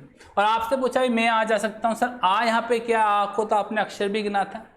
बिल्कुल, आ को मैंने अक्षर भी गिना था, जा को मैंने अक्षर भी गिना था। लेकिन अब इसकी भूमिका किस रूप में आ रही है, शब्द के रूप में। भाई महात्मा एक शब्द है, ठीक है। अब आ और जा भी पहले क्या थे, अक्षर भी थे, अभी आपको कुछ देर पहले ही पढ़ाया। अब मैंने इसकी भूमिका किसने बताई, शब्द के रूप में, क्योंकि इसको माला में पिरो दिया गया है, ठीक है। तो अभी यहाँ पे आ और जा अक्षर नहीं कहलाएंगे, आ और जा यहाँ पे क्या कहलाएंगे, शब्द। देखिए यहाँ पे काउंट कर रहा हूँ, 1, 2, ये 3, ये 4, और ये कितने आ गए, 5। तो बताइए कितने हो गए, बताइए 5 शब्द। ध्यान कर लेना, एक ही शुरू रेखा से नहीं जुड़े हैं। शुरू रेखा का मतलब क्या होता है, ऊपर जो सिर की रेखा होती है उसे बोलते हैं शुरू रेखा। अगर आपने एक से ही जोड़ दिया, जैसे कि शब्द आ गया क्योंकि, और आपसे पूछे कितने शब्द हैं, तो आप क्या बोलेंगे, एक शब्द। और अगर इसको क्योंकि को आपने ऐसे लिख दिया, क्यों कि, 1 और 1 2, बताइए कितने शब्द हो गए, बताइए 2 शब्द। शायद मेरी बात आपको यहाँ तक समझ में आ गई होगी कि शब्द क्या है। शब्द को काउंट करना मैंने आपको अच्छी तरह बता दिया है। जितने एक ही शिरो रेखा से नहीं जुड़े होने चाहिए, शिरो रेखा का मतलब था सिर की रेखा, अलग अलग है तो अलग अलग काउंट होंगे। अगर एक ही साथ जुड़े हुए हैं तो एक ही शब्द काउंट होगा। अगर योजक चिन्ह के साथ जुड़ा हुआ तब भी एक ही शब्द काउंट होगा।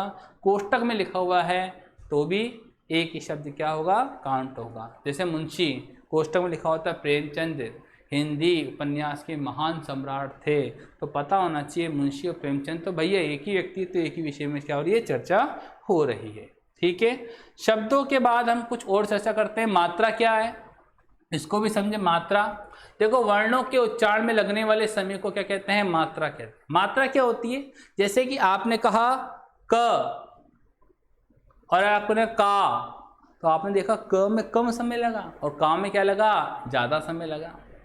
तो जिनमें कम समय लगता है, मात्रा का मतलब क्या है, बिना मात्रा के कोई शब्द नहीं बन सकता है, ठीक है, मात्रा तो लगेगी लगेगी। मात्रा ही क्या होते हैं? स्वर है। स्वरों के उच्चारण में लगने वाले समय को क्या कहते हैं? मात्रा कहते हैं। सॉरी, वर्णों के उच्चारण में लगने वाले समय को क्या कहते हैं? मात्रा कहते हैं। और मैंने कहा कि इस दृष्टि से वर्ण दो प्रकार के होते हैं, एक तो लघु वर्ण, एक होता है दीर्घ वर्ण।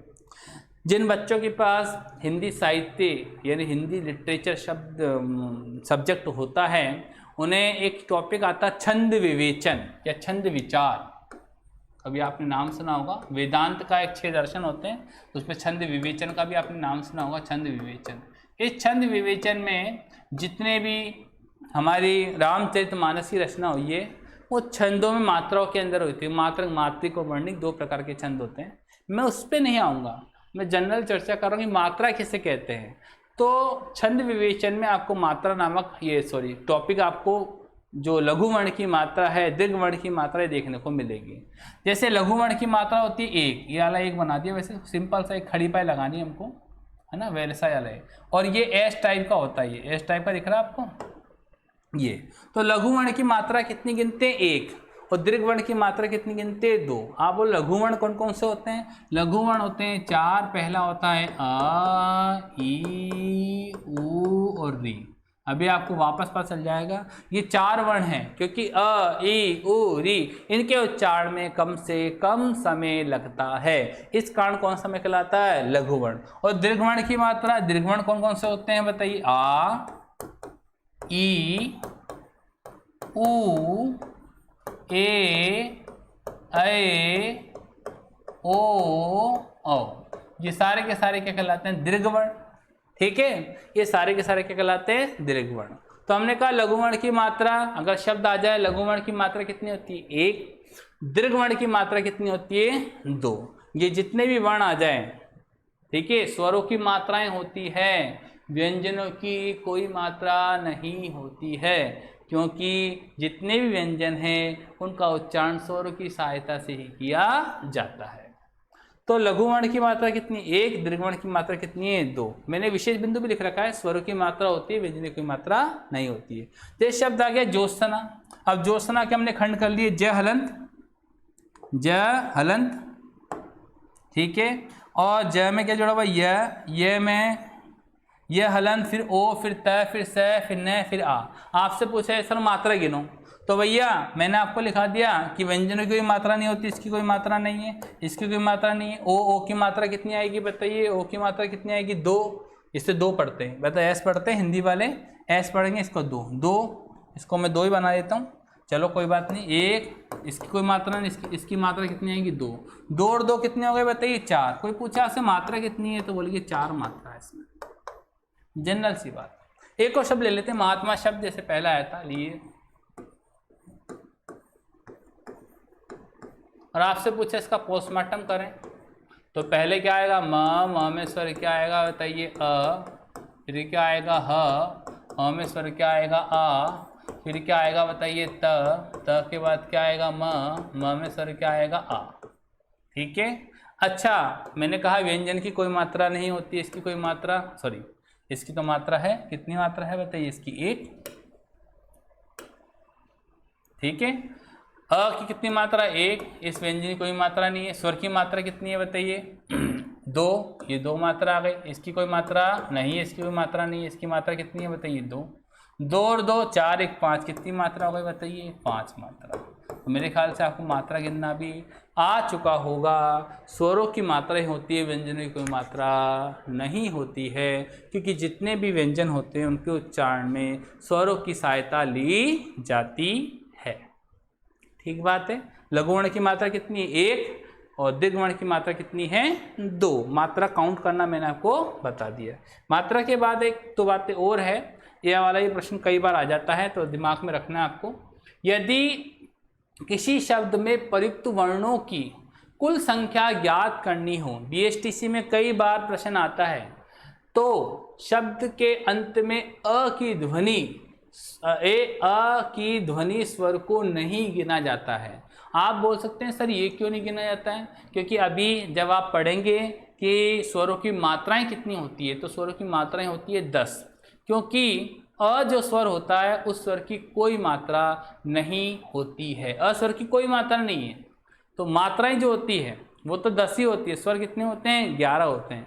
तो यहाँ पे प्रश्न क्या बना कि आपको पूछा है कि साहब वर्ण गिनो, तो वर्ण गिनने पे अंतिम जो वर्ण है, मैं अंतिम वर्ण की शब्द के अंतिम जो वर्ण है, अंतिम वर्ण में यदि अस्वर लगा हुआ है तो उस अस्वर की मात्रा नहीं गिनी जाती है। इतना सा आपको ध्यान करना है। जैसे शब्द आ गया महत्व, चलो उसको टुकड़े करते हैं। पहले क्या आएगा बताइए? म में स्वर क्या बताइए? अ, ठीक है।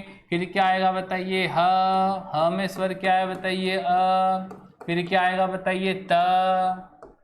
अच्छा, डबल ते दिख रहा है, महत्व लिखने का तरीका देख लेना, डबल ते आता है, कई बच्चे सिंगल ते लगाते हैं। फिर वापस आ गया बताइए क्या? त में स्वर क्या है बताइए? फिर क्या है? व में स्वर क्या है? अ।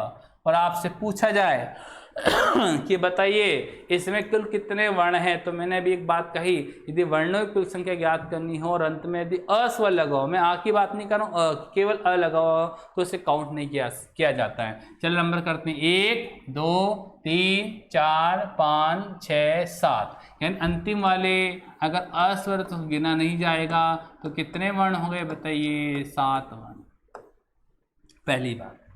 और देखिए क्षत्रिय, आपको पता होना चाहिए जो क्ष है ये किससे मिलके बना है? क हलंत और श से,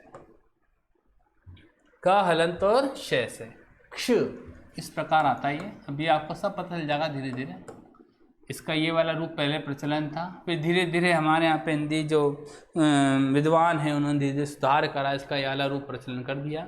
क्ष तो पता होना चाहिए बना किससे? बना है क से, और क में क्या छुपा हुआ है? श, और श में क्या स्वर है बताइए? अ। दिख रहा है आपको? यहाँ पे हलन तो करा ही नहीं मैंने, है ना। फिर क्या आता है यहाँ पे? त्रि में क्या है? त और र। इसको भी मैं बता देता हूँ जरा। ये त्र जो बना हुआ है इसको आप ऐसे बना देते हैं तो ये गलत है, या आप यूं 2 रेखाएं खींच देते, ये भी गलत है। ध्यान कर लेना जो मैं बात बोल रहा हूँ। त्रि, इसको भी रेखा खींच देते। त्र लिखने का तरीका क्या होता है? ये आपने बनाया, ये त्र, ठीक है। इसमें आपको त भी दिख जाएगा और क्या लिख जाएगा? र भी। तो त्र किससे? त और किससे मिलके बना बताइए? र से। पहले इसको त और र इस प्रकार लिखते थे, बाद में धीरे धीरे सुधार हुआ तो हमने इसके संयुक्त रूप में इसको इस रूप में लिखना स्टार्ट कर दिया। तो त्र में त भी है और र भी है। र में स्वर क्या है बताइए? अ, सॉरी यहाँ पे तो क्या है? ई, यहाँ तो ई है, तो ये ई, और फिर क्या आएगा? य में स्वर क्या है बताइए? अ, ठीक है। मैंने इसका पोस्टमार्टम वापस कर दिया और पूछा है कि वर्ण गिनो टोटल, तो 1 2 3 4 5 6 7 और 8। मैंने कहा अंत में अगर अ हो तो उसको गिना नहीं जाएगा, तो वापस कितने वर्ण हो गए बताइए? 7 वर्ण। क्लियर? और कक्षा वापस करते हैं। पहले क्या आएगा? क हलंत, क में स्वर क्या है बताइए? अ, क में स्वर क्या है बताइए? अ। फिर क्या आएगा? क्षा, शा में क्या है बताइए? वही क हलंत, फिर श हलंत, श में स्वर क्या है बताइए? आ। और अब आपसे पूछा जाए कि बताइए इसमें वर्ण कितने हैं, तो कोई दिक्कत नहीं है कि अंत में तो आ है ही नहीं, अंत में तो सॉरी अ है ही नहीं, क्या है? आ। तो 1 2 3 4 5 कितने वर्ण हैं टोटल बताइए? 5 वर्ण। वर्ण गिनना मैंने आपको बता दिया है। संजय, और देखिए संजय को हम ऐसे भी लिख सकते हैं, कंचन, कंचन को हम ऐसे भी लिख सकते हैं,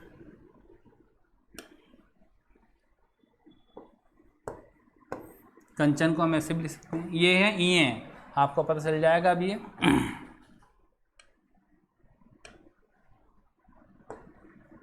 ठीक है। संजय, ये क्या जो बिंदी होती है, अनुस्वार होता है, ये इसके बाद वाला वर्ण कौन सा? जय। जय का पंचम वर्ण है, बस इतना तो याद करना है। और मैंने पंचम वर्ण लिख दिया। चलो मैं इसके टुकड़े कर देता हूँ आपके सामने, एक साथ सारी बातें नहीं समझ में आएगी, धीरे धीरे आएगी। संजय में स में क्या स्वर है बताइए? अ, ठीक है। अच्छा, फिर क्या आ रहा है? ये दिख रहा है आपको? ये के बाद क्या है बताइए? तो आधा ही है। फिर क्या है?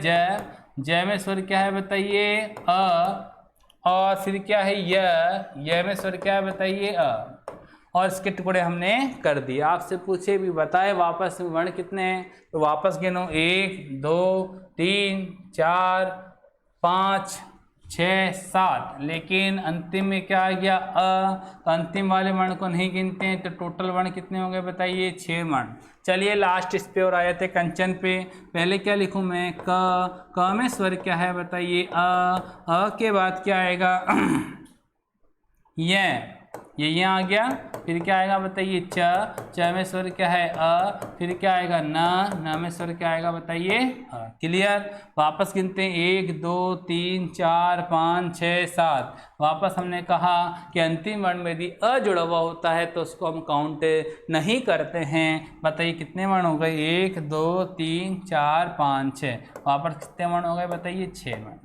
तो ये छोटा सा एक प्रश्न था कि यदि वर्णों को गिनना हो तो अंतिम वर्ण में यदि अस्वर लगा हुआ हो तो उसको काउंट नहीं किया जाता। बाकी तोड़ना तो हमने आपको सिखा ही चुके हैं भी आपको अक्षर में तोड़ना। और फिर भी अगर कोई दिक्कत होती है तो आप मुझसे बाद में पूछ सकते हैं। ठीक है, अपनी बात को अब समाप्त करने वाला हूँ मैं। अब आता है, मैंने अभी भी कहा कि वर्ण से मिलके क्या बनते हैं अक्षर, अक्षर से मिलके बनते हैं शब्द, और शब्द से मिलके क्या बनते हैं पद। बड़ा ही महत्वपूर्ण बात है पद के लिए, तो थोड़ा विशेष का ध्यान लगाना। पद क्या होता है, देखिए जब किसी स्वतंत्र शब्द का प्रयोग वाक्य में किया जाता है तो वह रूप पद बन जाता है। तो वह रूप क्या बन जाता है बताइए, पद बन जाता है। बहुत इंपॉर्टेंट बात कि जब किसी स्वतंत्र शब्द का प्रयोग वाक्य में किया जाता है तो वह रूप क्या बन जाता है, पद बन जाता है। इस बात को आप समझना बहुत अच्छी तरह। देखिए मैंने कहा कि ये राम एक तरीके से क्या है, स्वतंत्र शब्द है। क्या है बताइए, स्वतंत्र शब्द है। स्वतंत्र शब्द का तात्पर्य क्या है बताइए, इसके आगे नाथ ना पीछे पैगा, आगे और पीछे कुछ नजर आ रहा है क्या, आप बोलोगे सर कुछ भी नजर नहीं आ रहा है, ये एक तरीके से स्वतंत्र। जैसे कि मान लीजिए आपका नाम राम है और आपकी अभी शादी नहीं हुई है हो जाएगी, नहीं हुई तो खुश ज़्यादा मत हो। तो आपकी शादी नहीं हुई है और आप क्या हो, स्वतंत्र हो बिल्कुल। लेकिन जैसे ही आपकी शादी हो जाती है तो आपको एक पद मिल जाता है। कौन सा पद, पति पद। आपको एक पद मिल जाता है, उस पद का नाम कौन सा था, पति पद। उसी प्रकार जब तक ये राम वाक्य से अलग है तब तक ये कहला रहा है स्वतंत्र शब्द। लेकिन जैसे इस राम शब्द का प्रयोग मैंने वाक्य में कर दिया और वाक्य बना दिया मैंने क्या, कि राम पुस्तक पढ़ता है। देखो पुस्तक भी स्वतंत्र शब्द है, जैसे इसका वाक्य में प्रयोग हो गया तो ये भी क्या बन गया, पद। पढ़ता है ये भी स्वतंत्र था, लेकिन जैसे वाक्य में गया तो पद बन गया। अब राम की भूमिका यहाँ किस रूप में हो गई, राम की भूमिका यहाँ हो गई कर्ता पद के रूप में। बताइए किस रूप में, कर्ता पद के रूप में। पुस्तक जो स्वतंत्र थी पहले, लेकिन जैसे वाक्य में प्रयोग हो गई तो इसकी भूमिका हो गई, बताइए किस रूप में, कर्म पद के रूप में। पढ़ता है ये भी स्वतंत्र थी, लेकिन जैसे इसका वाक्य में प्रयोग गया तो इसकी भूमिका बन गई, बताइए किस पद के रूप में, क्रियापद के रूप में। क्या मेरी बात आपको समझ में आ रही है? मैंने सिंपल सी बात कही कि कोई भी अगर वाक्य में शब्द स्वतंत्र है, लेकिन जब उसका प्रयोग वाक्य में कर लिया जाता है तो उसकी भूमिका बन जाती है किसके, पदों के रूप में। और पदों से मिलकर क्या बनता है, वाक्य बनता है। हम वाक्य बाद में आएंगे, पहले यहाँ पे चर्चा करते हैं। एक और बहुत इंपॉर्टेंट परिभाषा है इसकी कि जब किसी स्वतंत्र शब्द के साथ कोई कारक चिन्ह, कारक चिन्ह का मतलब क्या होता है, का, के, की, ना, ने, नी, ये सब कारक चिन्ह होते हैं। कारक चिन्ह ये संबंध सूचक शब्द, यहाँ पे मैंने कहा है ना, का, के, की, रा, रे, नी संबंध सूचक शब्द जोड़ दिया जाता है तो वह रूप भी क्या बन जाता है, पद बन जाता है। आप देखिए इसे लड़का, लड़के शब्द स्वतंत्र है, चश्मा स्वतंत्र था, लेकिन दोनों के बीच में शब्द जोड़ दिया, बताइए कौन सा, का। बहुत इंपॉर्टेंट बात है, थोड़ा ध्यान देना यहाँ पे। जैसे एक शब्द लिखता हूं मैं, हिमालय,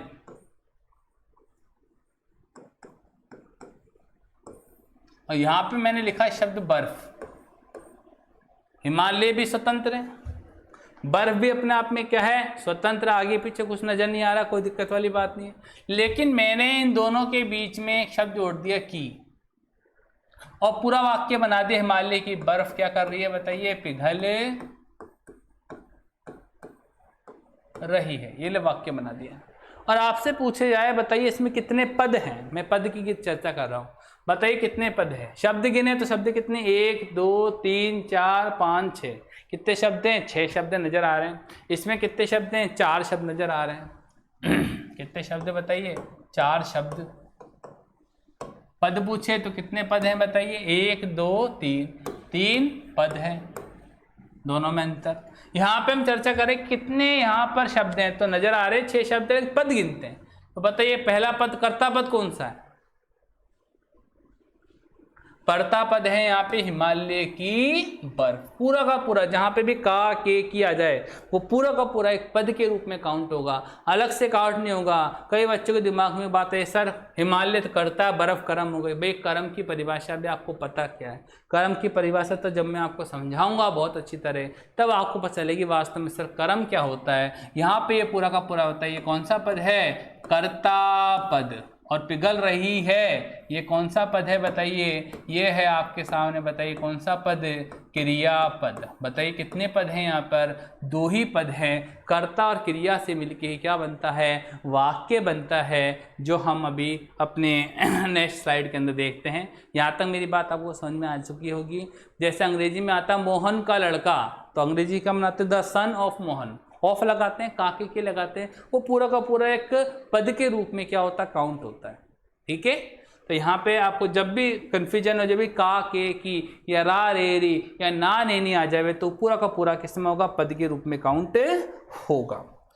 ठीक है, चलो 1-2 बातें और रह गई है, हम पे फिर पूरी करते हैं। वाक्यांश, इसके टुकड़े करें क्या होगा? वाक्य धन अंश। अंश का मतलब क्या होता है? भाग, हिस्सा।